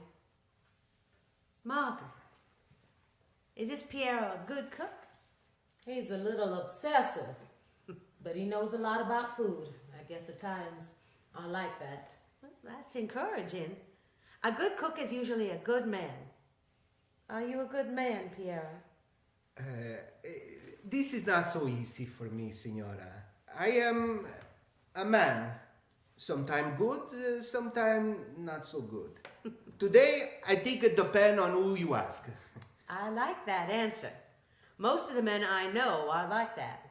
Depends on who you ask. Not Mr. Jameson, though. He is amazingly always a good man. I knew that the moment he stumbled into this kitchen looking for work. Dottore Jameson work here. I thought... Oh, the ranch is mine, didn't you know? Well, I thought everybody knew. Oh my, yes, it was quite the scandale, as the French say. Word of that day, I'm sure. The only child of the McCory family marrying a farmhand, and her inheriting all this land. All those tongues wagging could push a sailboat. Not that I mind. My family's been on this land long enough. I have nothing to prove. Of course, Margaret's family was here long before that. I kind of travel in neighboring streams, you see. You must think I'm a horrible person, Margaret. I have been meaning to ask after your sister. She's busy with her children. Thanks for asking. I have a sister in California, cooking on a ranch, if you can believe that. So it was just me when Mama called. I put my things in a box in New York, and that's where they'll stay. And if she does get better, if she doesn't get better, I don't know. Either way, I am going back, I swear. No offense, ma'am. Oh, none taken, dear. I suppose if I didn't have any prospects for my future here, I'd simply itch to get away myself.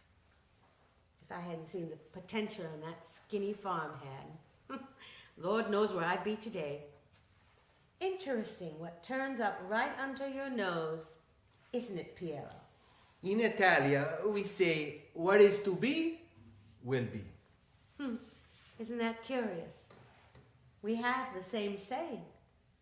Margaret, would you be a dear and help me pick out something nice to wear for dinner tonight? If you can spare her, of course. My brain is so rattled at the moment, I can just not think. I cannot decide. Yes, ma'am. Piero? I stay here to peel the potato. All right, I'm sorry, jackass. I know this jackass. Oh, he's not good. Margaret and Mrs. J walk out in conversation. Guarda che bianca luna. Guarda che notte azzurra. Ah, the sun is still shining, Signorina Luna. But I know you peeking at him, such a shy lover behind the sky. Va bene, just like Roma. No holes in the walls from big ships shooting at it, but it's not so different. Someday maybe I live in a house like this instead of the kitchen. But this is good. Good smell, good feel. Oh, a kitchen like this, you could do anything you want, like a kingdom. Oh, you, Carota, get in the pan to cook. Oh, aspetta, Onion, where do you turn? Plenty of room for everybody. Che fai? You all want to be cook. Ah, what a wonderful kitchen. My mama should see this kitchen. She would be very surprised to see me in this place. 2 years I've not talked to mama. She must think I am dead. When the army take me, all I know is pick up a gun. You lose the gun, they shoot you. They bring you back, they shoot you again. Ma, I never shoot anything, not even a rabbit my whole life. All of a sudden, all around are bang, bang, bang. Tanks shoot, men shoot. You look to see what is happening. Boom, you dead. So I don't look. If I don't see you, you don't see me. I don't shoot. I never shoot. I try not to shoot. Just once I shoot. I close my eyes and shoot. There's a sudden explosion outside the kitchen. Piero screams in a war flashback, then runs outside.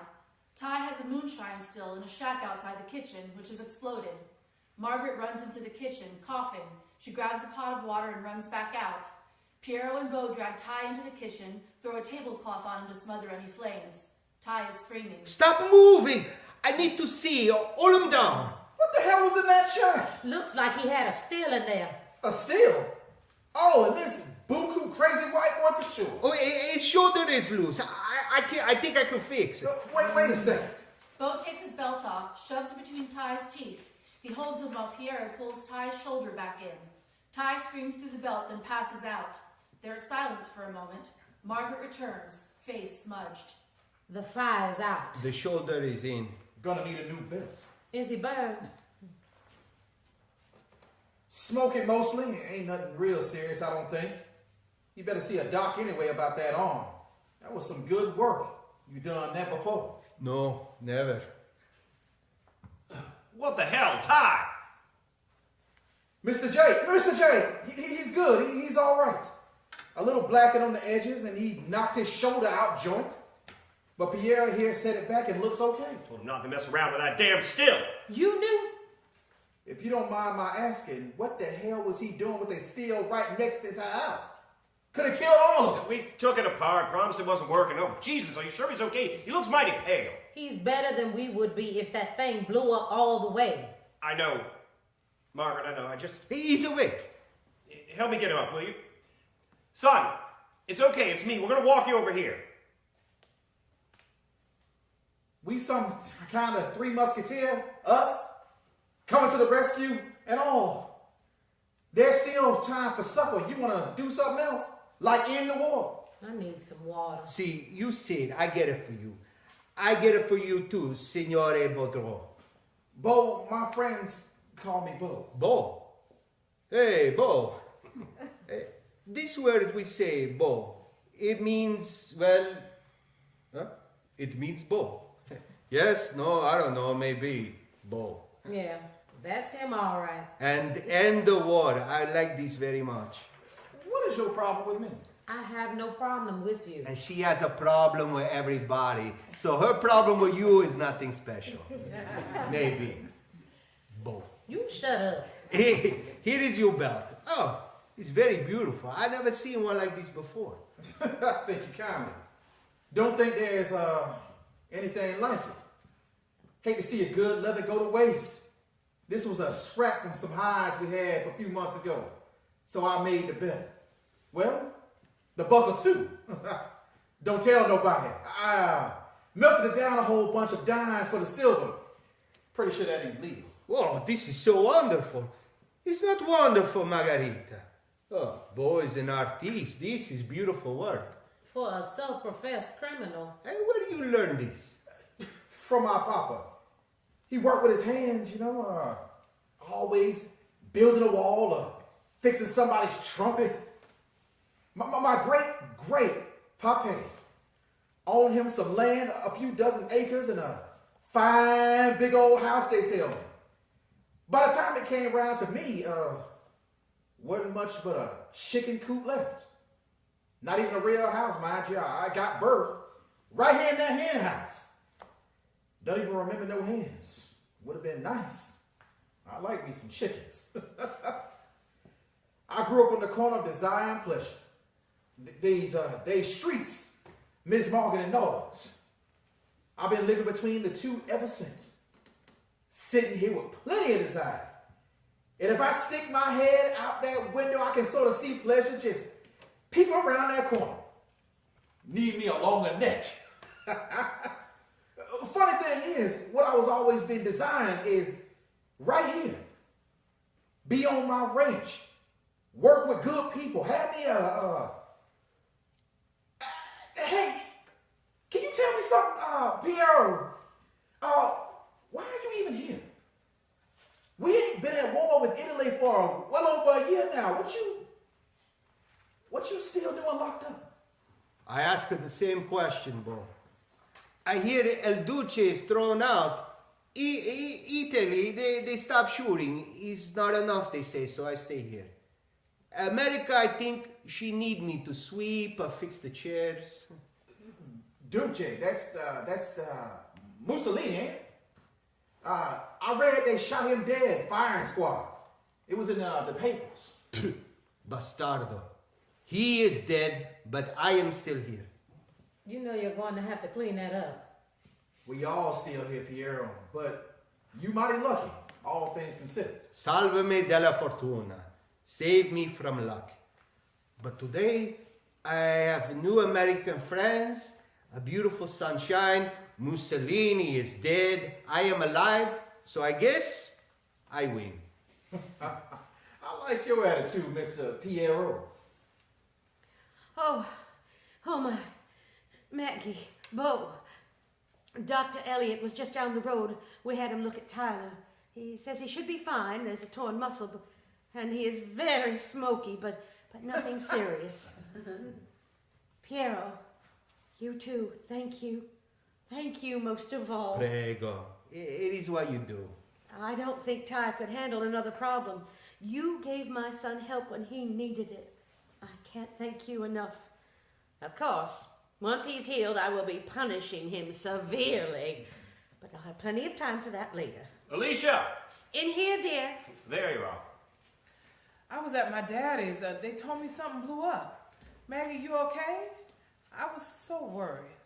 Gentlemen, Margaret, I'm forever in your debt. I can't tell you how sorry I am that my son, Our son. when he does something that asinine, he's all mine. Any one of you could have gotten seriously hurt, and I don't know how to repay you. Hush, child, we're all fine. Ty got roughed up, but it looks like he'll live to insult us all another day. No offense, Mrs. Jameson. Oh, I'm the one who should be apologizing, Margaret. I think a night off to think about something more pleasant. I'm going to call the base commander and tell him we need Piero to help out with some emergency repairs. Don't start without me. I can't believe I'm saying this, but is there any supper about? I have burned off every bit of energy I think I've ever had. What's in this pot? It is Italiano chicken. There were some nice tomatoes on the table, so we make it this morning before all the crazy. There you are, released for the evening. I say don't blow us up in our sleep, but obviously we have that handled from inside our own family. Come to think of it, Bo, I heard you tell there's some kind of trouble brewing tonight. That bunch Ty messes with is bored and looking for something to do. I know Sheriff Fletcher turns a blind eye to that crowd, so you might want to pass the word. Wouldn't stop it stringing me up if they could get away with it. One day that bunch will wander over into the darker side of town, and I'm hoping I'm there to see it. Like my maid said, you plant tater, you get a tater. I know I'm talking about your boy. I'm not blind, Bo, just hopeful. Now, if the ladies will kindly avert their eyes, I believe I have a drop or two of refreshment here somewhere. It's under the sink behind the can of Old Dutch cleanser. What's this? Piero and Miss Margaret done cooked up some Italian food. Sure looks interesting. Buon appetito. Somebody turns on the radio. Dishes are passed around. Well, isn't this tasty? Like a casserole, isn't it? That is one spicy gumbo. And one thing a Creole know is spicy. Woo! Hot like my Uncle Queenie's Brunswick stew. You have an uncle named Queenie? My family got a passel of uncles. Not sure why all of them, or if all of them are really related, but we just call them Uncle. And everybody's happy. There's Uncle Queenie, Uncle Lee Bird, Big Chicken, Little Chicken. Now that's my cousin. Little Uncle Dave. Then there's another Uncle Dave, Uncle Shorty, but we call him Termite. Then what's his real name? Shorty. But you call him Termite. Well, yeah, just a teeny little thing. He's married to my auntie's sister. What's so funny? Oh, that's my song. This mean old world, baby, to live by yourself. This mean old world, baby, to live by yourself.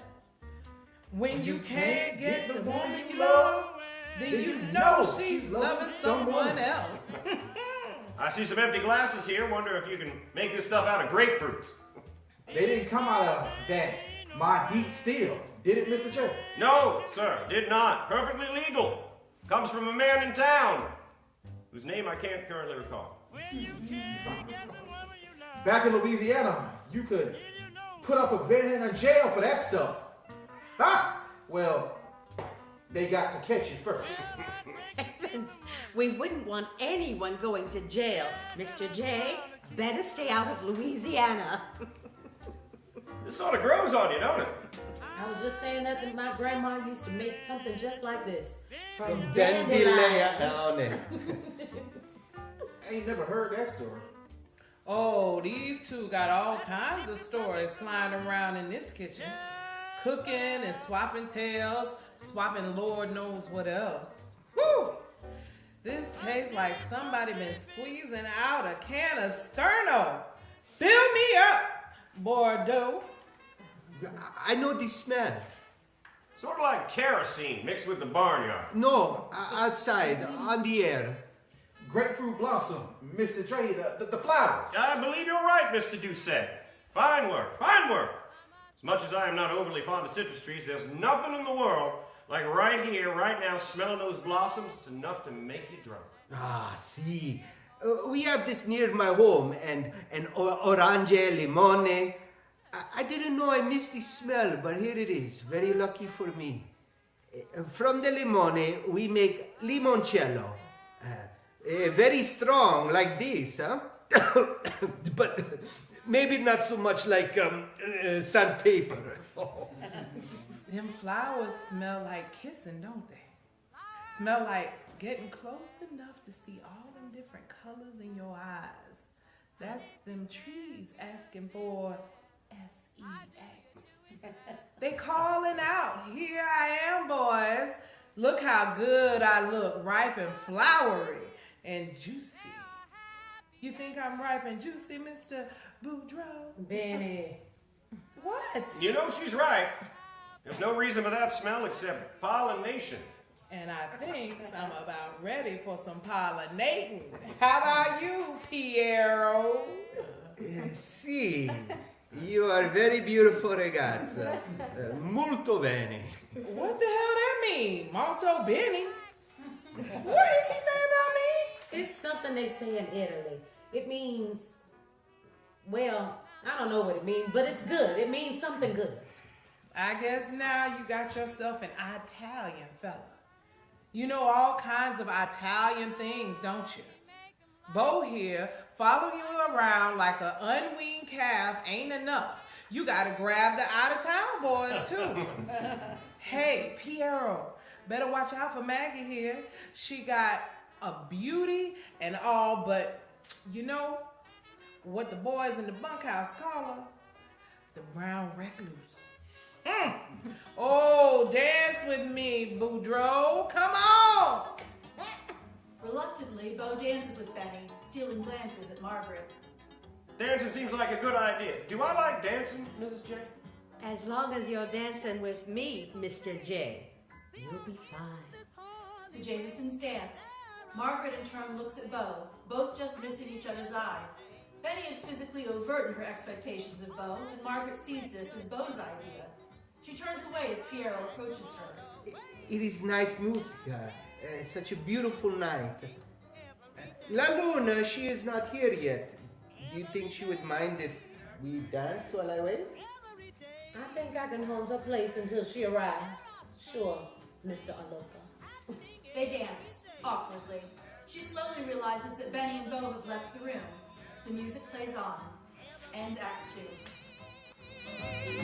There are strange things happening every day.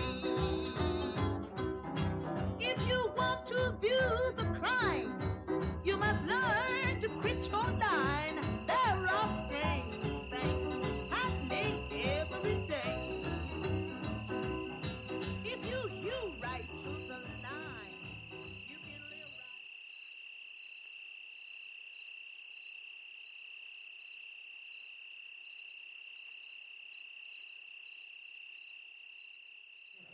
Act 3. It is the next morning in an empty kitchen. Sounds of groaning, and after a long pause, a hand appears from behind the kitchen table. Benny. In spite of last night's festivities, the room is spotless. Benny drags herself up, moaning, pours herself a glass of water, and looks around the room. Margaret enters from outside. We've got a lot of catching up. Nadine brought over some trout that needs cleaning, and you might as well have that pleasure. I don't feel like smelling of fish guts all day. Margaret turns and leaves before Benny has a chance to speak. She looks at herself in a pot and makes a sound of disgust. Enter Jameson, whistling. Good morning, Betty.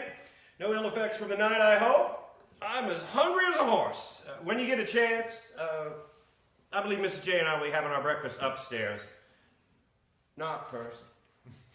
He exits, leaving Benny even more open-mouthed. Margaret returns. Was that Mr. J? I think so. Says they want their breakfast in bed. Then I think some flowers might be a nice touch. Can I? There's a bunch of black-eyed Susans in the garden by the fence. I want to tell you. Would you get some? Fine.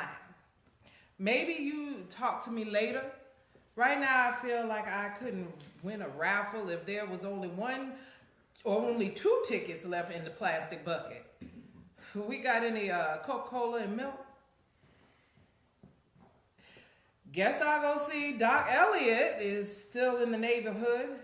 Them old folks gonna hurt themselves carrying on like that. Benny exits. Piero picks up a broom, then puts it down, stops Margaret mid-run and sits her down.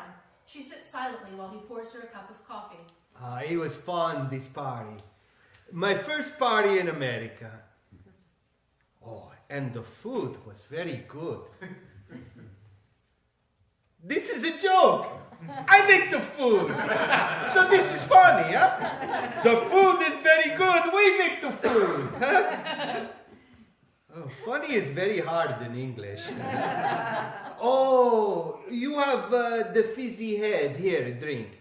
I don't have the fizzy head. I need to get back to work. You need to sit down, Margarita. Whatever was with Bo and Signorina I Benny. have no idea what you're talking about. And I wouldn't care. Doesn't matter to me what either one of them does or doesn't do. With each other or anyone else or nobody at all. Allora, I have something to tell you, but it can wait. It was nice to dance with you anyway. Ciao, Bo! Hey there, Piero. You gotta tell me what you put in that gumbo. It had a kick like a broke horse. You guessed my secret. Talk to you later, maybe. Piero exits. Maggie, we got things need speaking on. Benny didn't put on the coffee. Not that she ever puts on the coffee.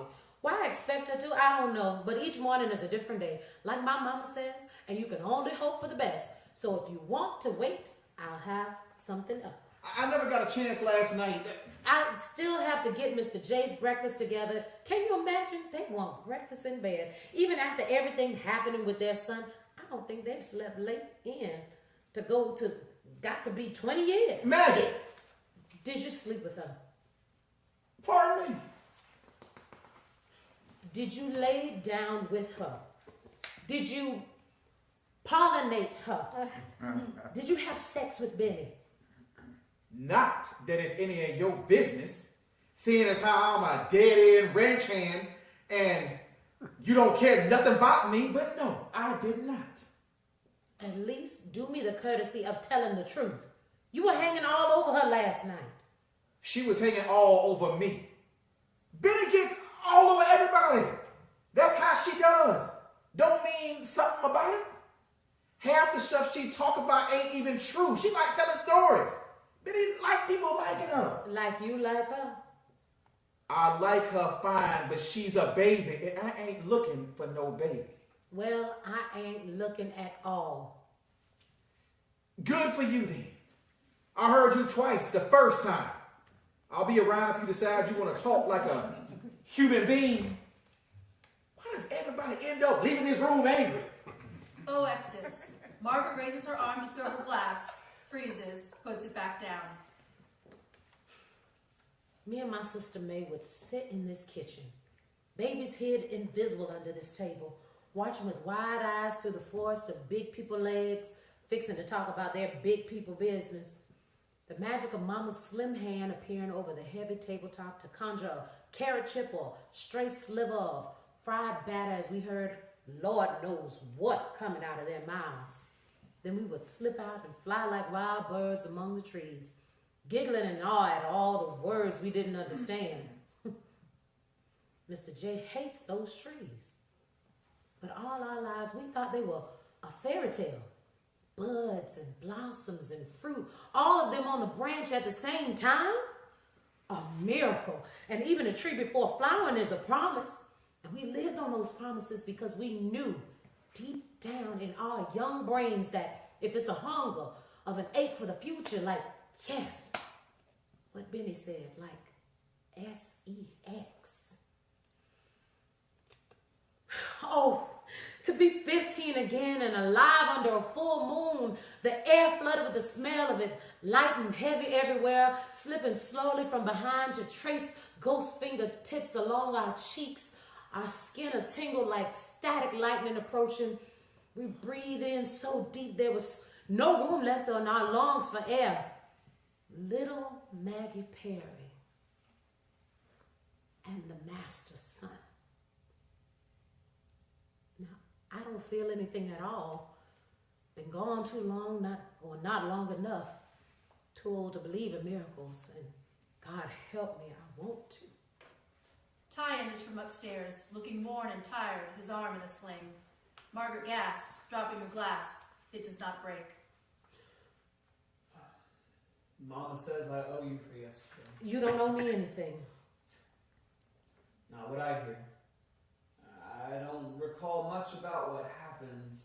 The boys drank my last and was needing some more, so I fired up the still. And damn near killed all of us. What the hell were you thinking? Wasn't thinking much of anything. It's the whole idea, ain't it? Didn't want to think. You don't know what it's like to have your life pulled away from you, to be thinking, this is how you're gonna be, and then you ain't, and it's never gonna be. It ain't easy being the way I am. No. You think I don't know? It's not easy being the way anybody is. That's no excuse for being so hateful. No excuse for being so stupid you would blow up this house. I don't give a goddamn what you think of me anymore, but how can you treat your parents like this? I didn't. Poor little man. So sorry for yourself. I want to take you by the scruff of your neck. Don't you cry to me about how your life got pulled away. Don't you dare. I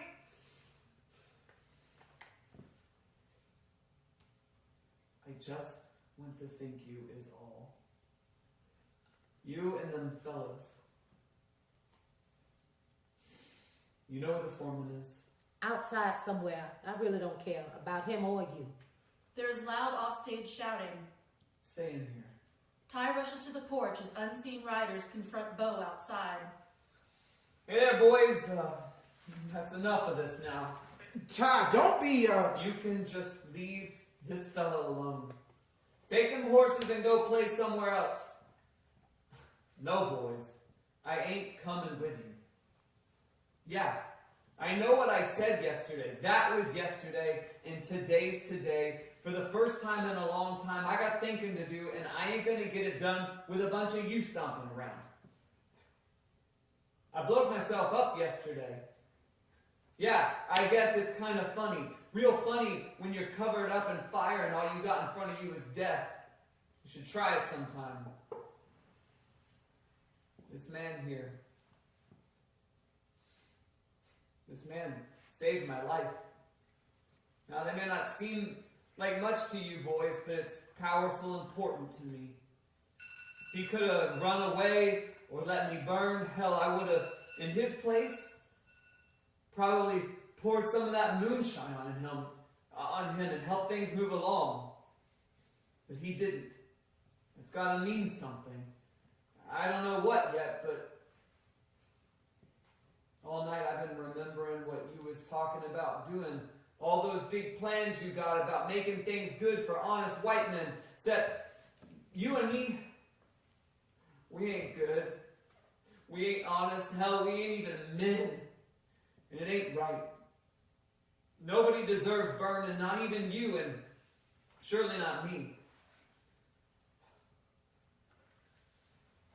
So it's over. You ain't welcome on my property. I guess that makes me next on your list. And that ain't right neither, but that's the way it is. Next time you come marching on my land in your mama's bedclothes, remember I know who you are under those sheets. You're going to have to look me in the face if you want to try any mischief on me.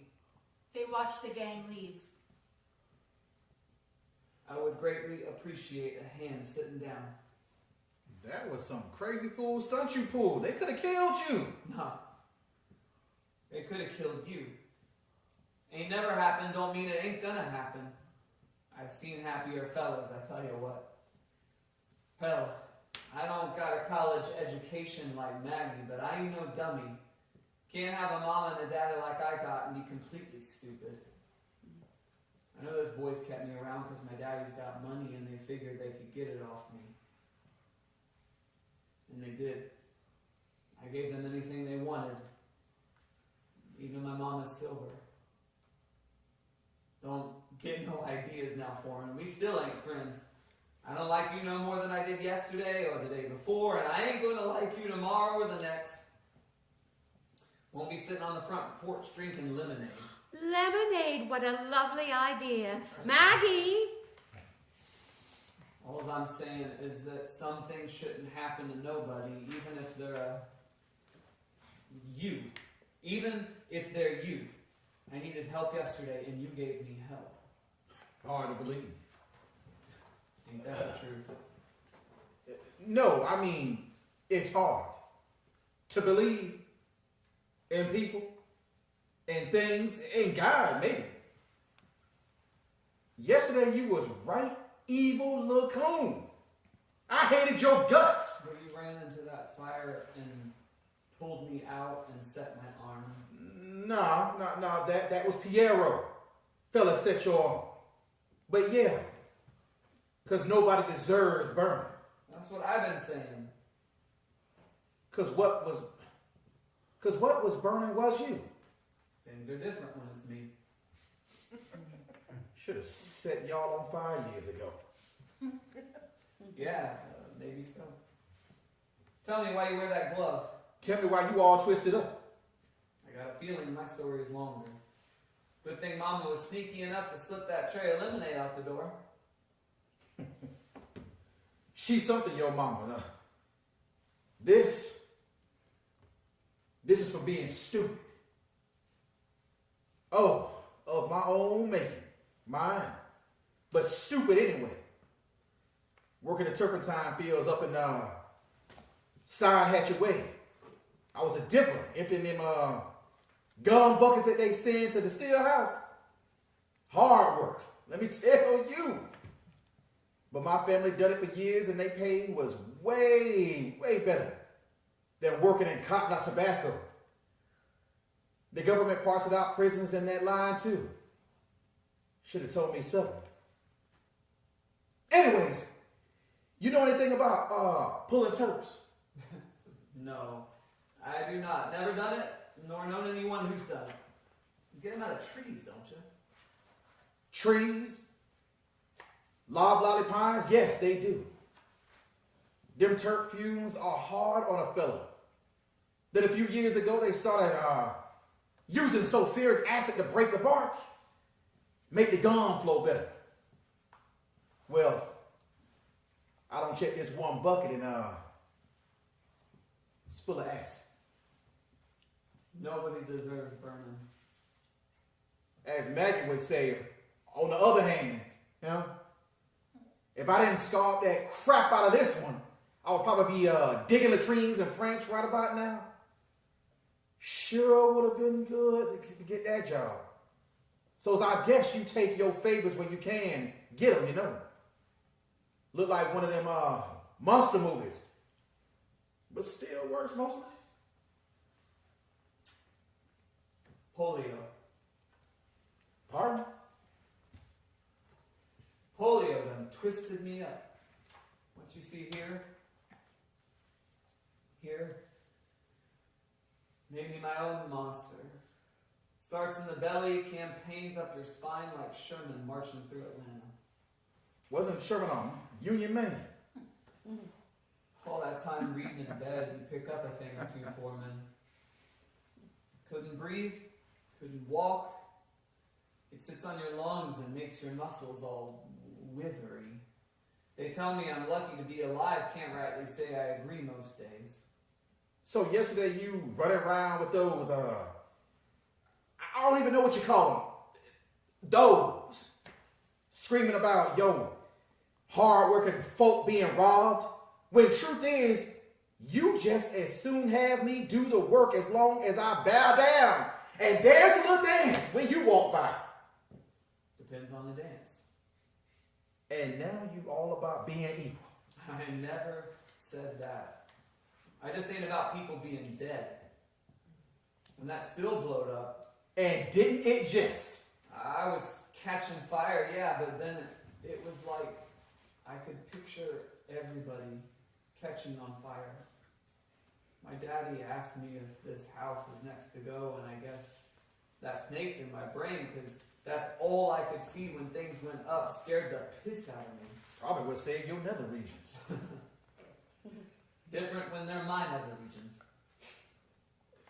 And right there's the story of your whole life, ain't it? It explains a lot. If it ain't yours, it don't matter. Maybe so. Can't say I'm proud of it. Oh, you ain't nothing but proud. Your whole damn life.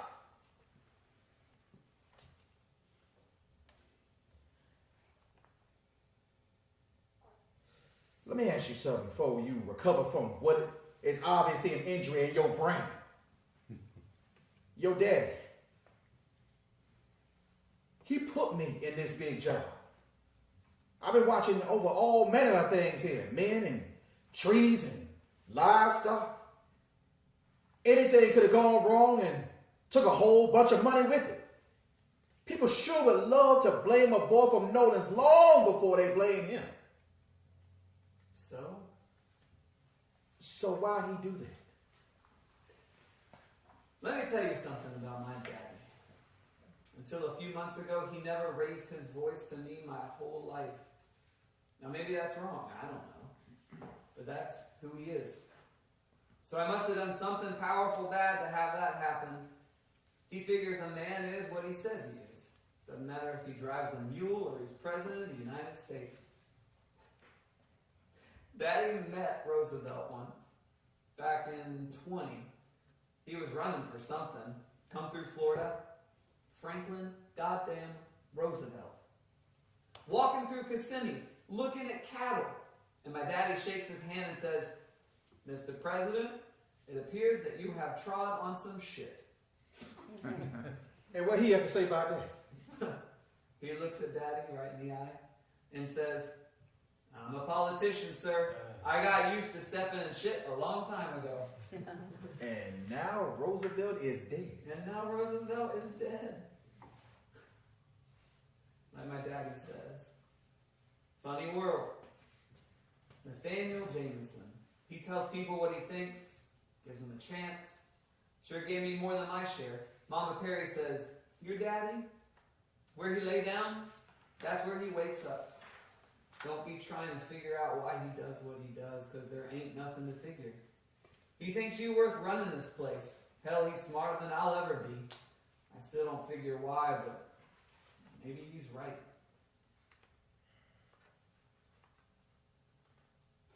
Now, come on, boys. I thought we had this all settled. I said no. Lights out. A shotgun blast. Tyler! Pause. Sound of harmonica playing. You about ready, Mr. J? Lights up. A few days later, Benny, Piero, and Margaret standing in the kitchen, Bo playing harmonica from the porch. Coming. Why you gotta play that music? Disrespectful, I say. Way it's done in Nolan, Sheriff. Only 3 ways to mourn. My way of thinking. You cry, you lock yourself away and go silent. Or you change sorrow into song. Either live with music or die with noise. Yeah, you right. Jameson enters carrying a suitcase and a small wooden box. He's dressed for travel. I think that's it, Benny. Just got off the phone with the commander of the base. It's going to take a few days to get there, but my boy and me are flying to California, just like you said. Mrs. Jameson, She's here, Bernice. Mrs. Jameson. No need to talk about me behind my back. I'm right here. You still planning on taking that fool trip? you want to sit down, Miss Jameson? I don't want to sit down. Thank you. I asked you a question, Nathaniel. Yes, I am. It's what he wanted, Alicia. Don't you say that. He didn't want to be in a box and flung through the sky. He didn't want to be shot. You ask him. Go ahead and ask him. He didn't want to be dead. God damn it. He didn't want to be dead. She strikes out at Jameson. Margaret moves to stop her, but Jameson shakes his head and stands there until she stops. He holds her. It's okay. I'll take her upstairs. My case is... I'll take care of it, Mr. J. Don't worry about nothing except your wife. Thank you. Benny, Jameson, Mrs. J, leave. I don't know what to do for her. Nothing you could do, Margarita. It's only been a few days. Too soon for her. Hey, Bo, where you at? Ciao there, Piero. I teach you another word. Arrivederci. What does that mean? I tried to tell you. I should go. No, you stay. I tried to tell you. They are closing the campo. Everybody move. They take us to some place called Staten Island. They're moving you to New York? Maybe you should say you're Italian. They'll take you too. That's not funny. Margarita, the army has a big mouth if you have big ears to listen. I hear the war maybe soon is over. They take me to this island. Maybe someday they send me home. Someday they open the key and I get out of prison. Don't you stay locked in yours, Bella. Ciao, Margarita. Ciao, Bo. Addio. Bo and Piero shake hands solemnly. Piero leaves. I hope he'll be okay. Is that crazy? Not no more crazy than anything else lately. Listen, I might as well. I might as well tell you now. What? Now what? Piero ain't the only one leaving. Too much going on in this house. You know, it could all be a dream or a nightmare or something be in the air again. And when we wake up tomorrow, who knows? But that crazy cracker boy stopped somebody from ending my life, and I can't waste that gift. I'll stay until they can find somebody to hire on her. But after that, I'm gone. Funny world, like Mr. J says, and I'm fixing to find me a piece of it. That shotgun blast is still ringing in my ears, but I heard plain what Ty said to me while those murmuring cows scattered. I held him up and I could feel every part of that twisted little body just let go. He was almost at rest. Like he was going back to before he was struck, And he raised up his head and he says, "You okay, Bo?" He was asking about me. He looks me in my eyes like he's glad to see me, and he smiles. First time I ever see him smile for real in his whole damn life. Oh, and then right there in my arms, then he passed. I could still feel his life leaving him, and I never want that. I never want to feel that again. I don't want to have to wait until that happens to see you smile. Like you was glad to see me. You're a sharp woman, Maggie Perry. Shame I keep cutting myself on the edges. There's somebody in there I sure would like to know. Silk. She in there so damn deep, I can't see where she hiding. I've done the best I could. I don't think I have the heart to keep at it. Bo turns to go.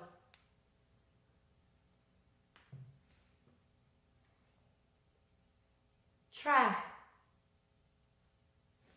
Lights slowly fade, the sound of an old prop airplane engine fading into the distance. The end.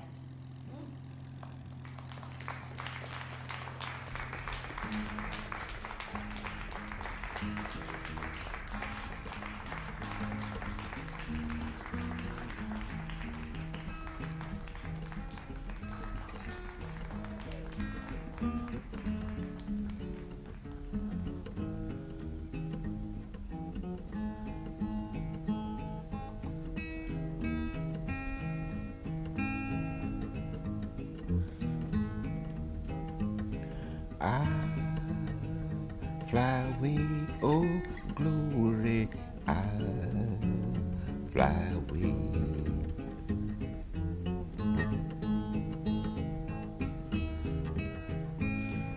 I fly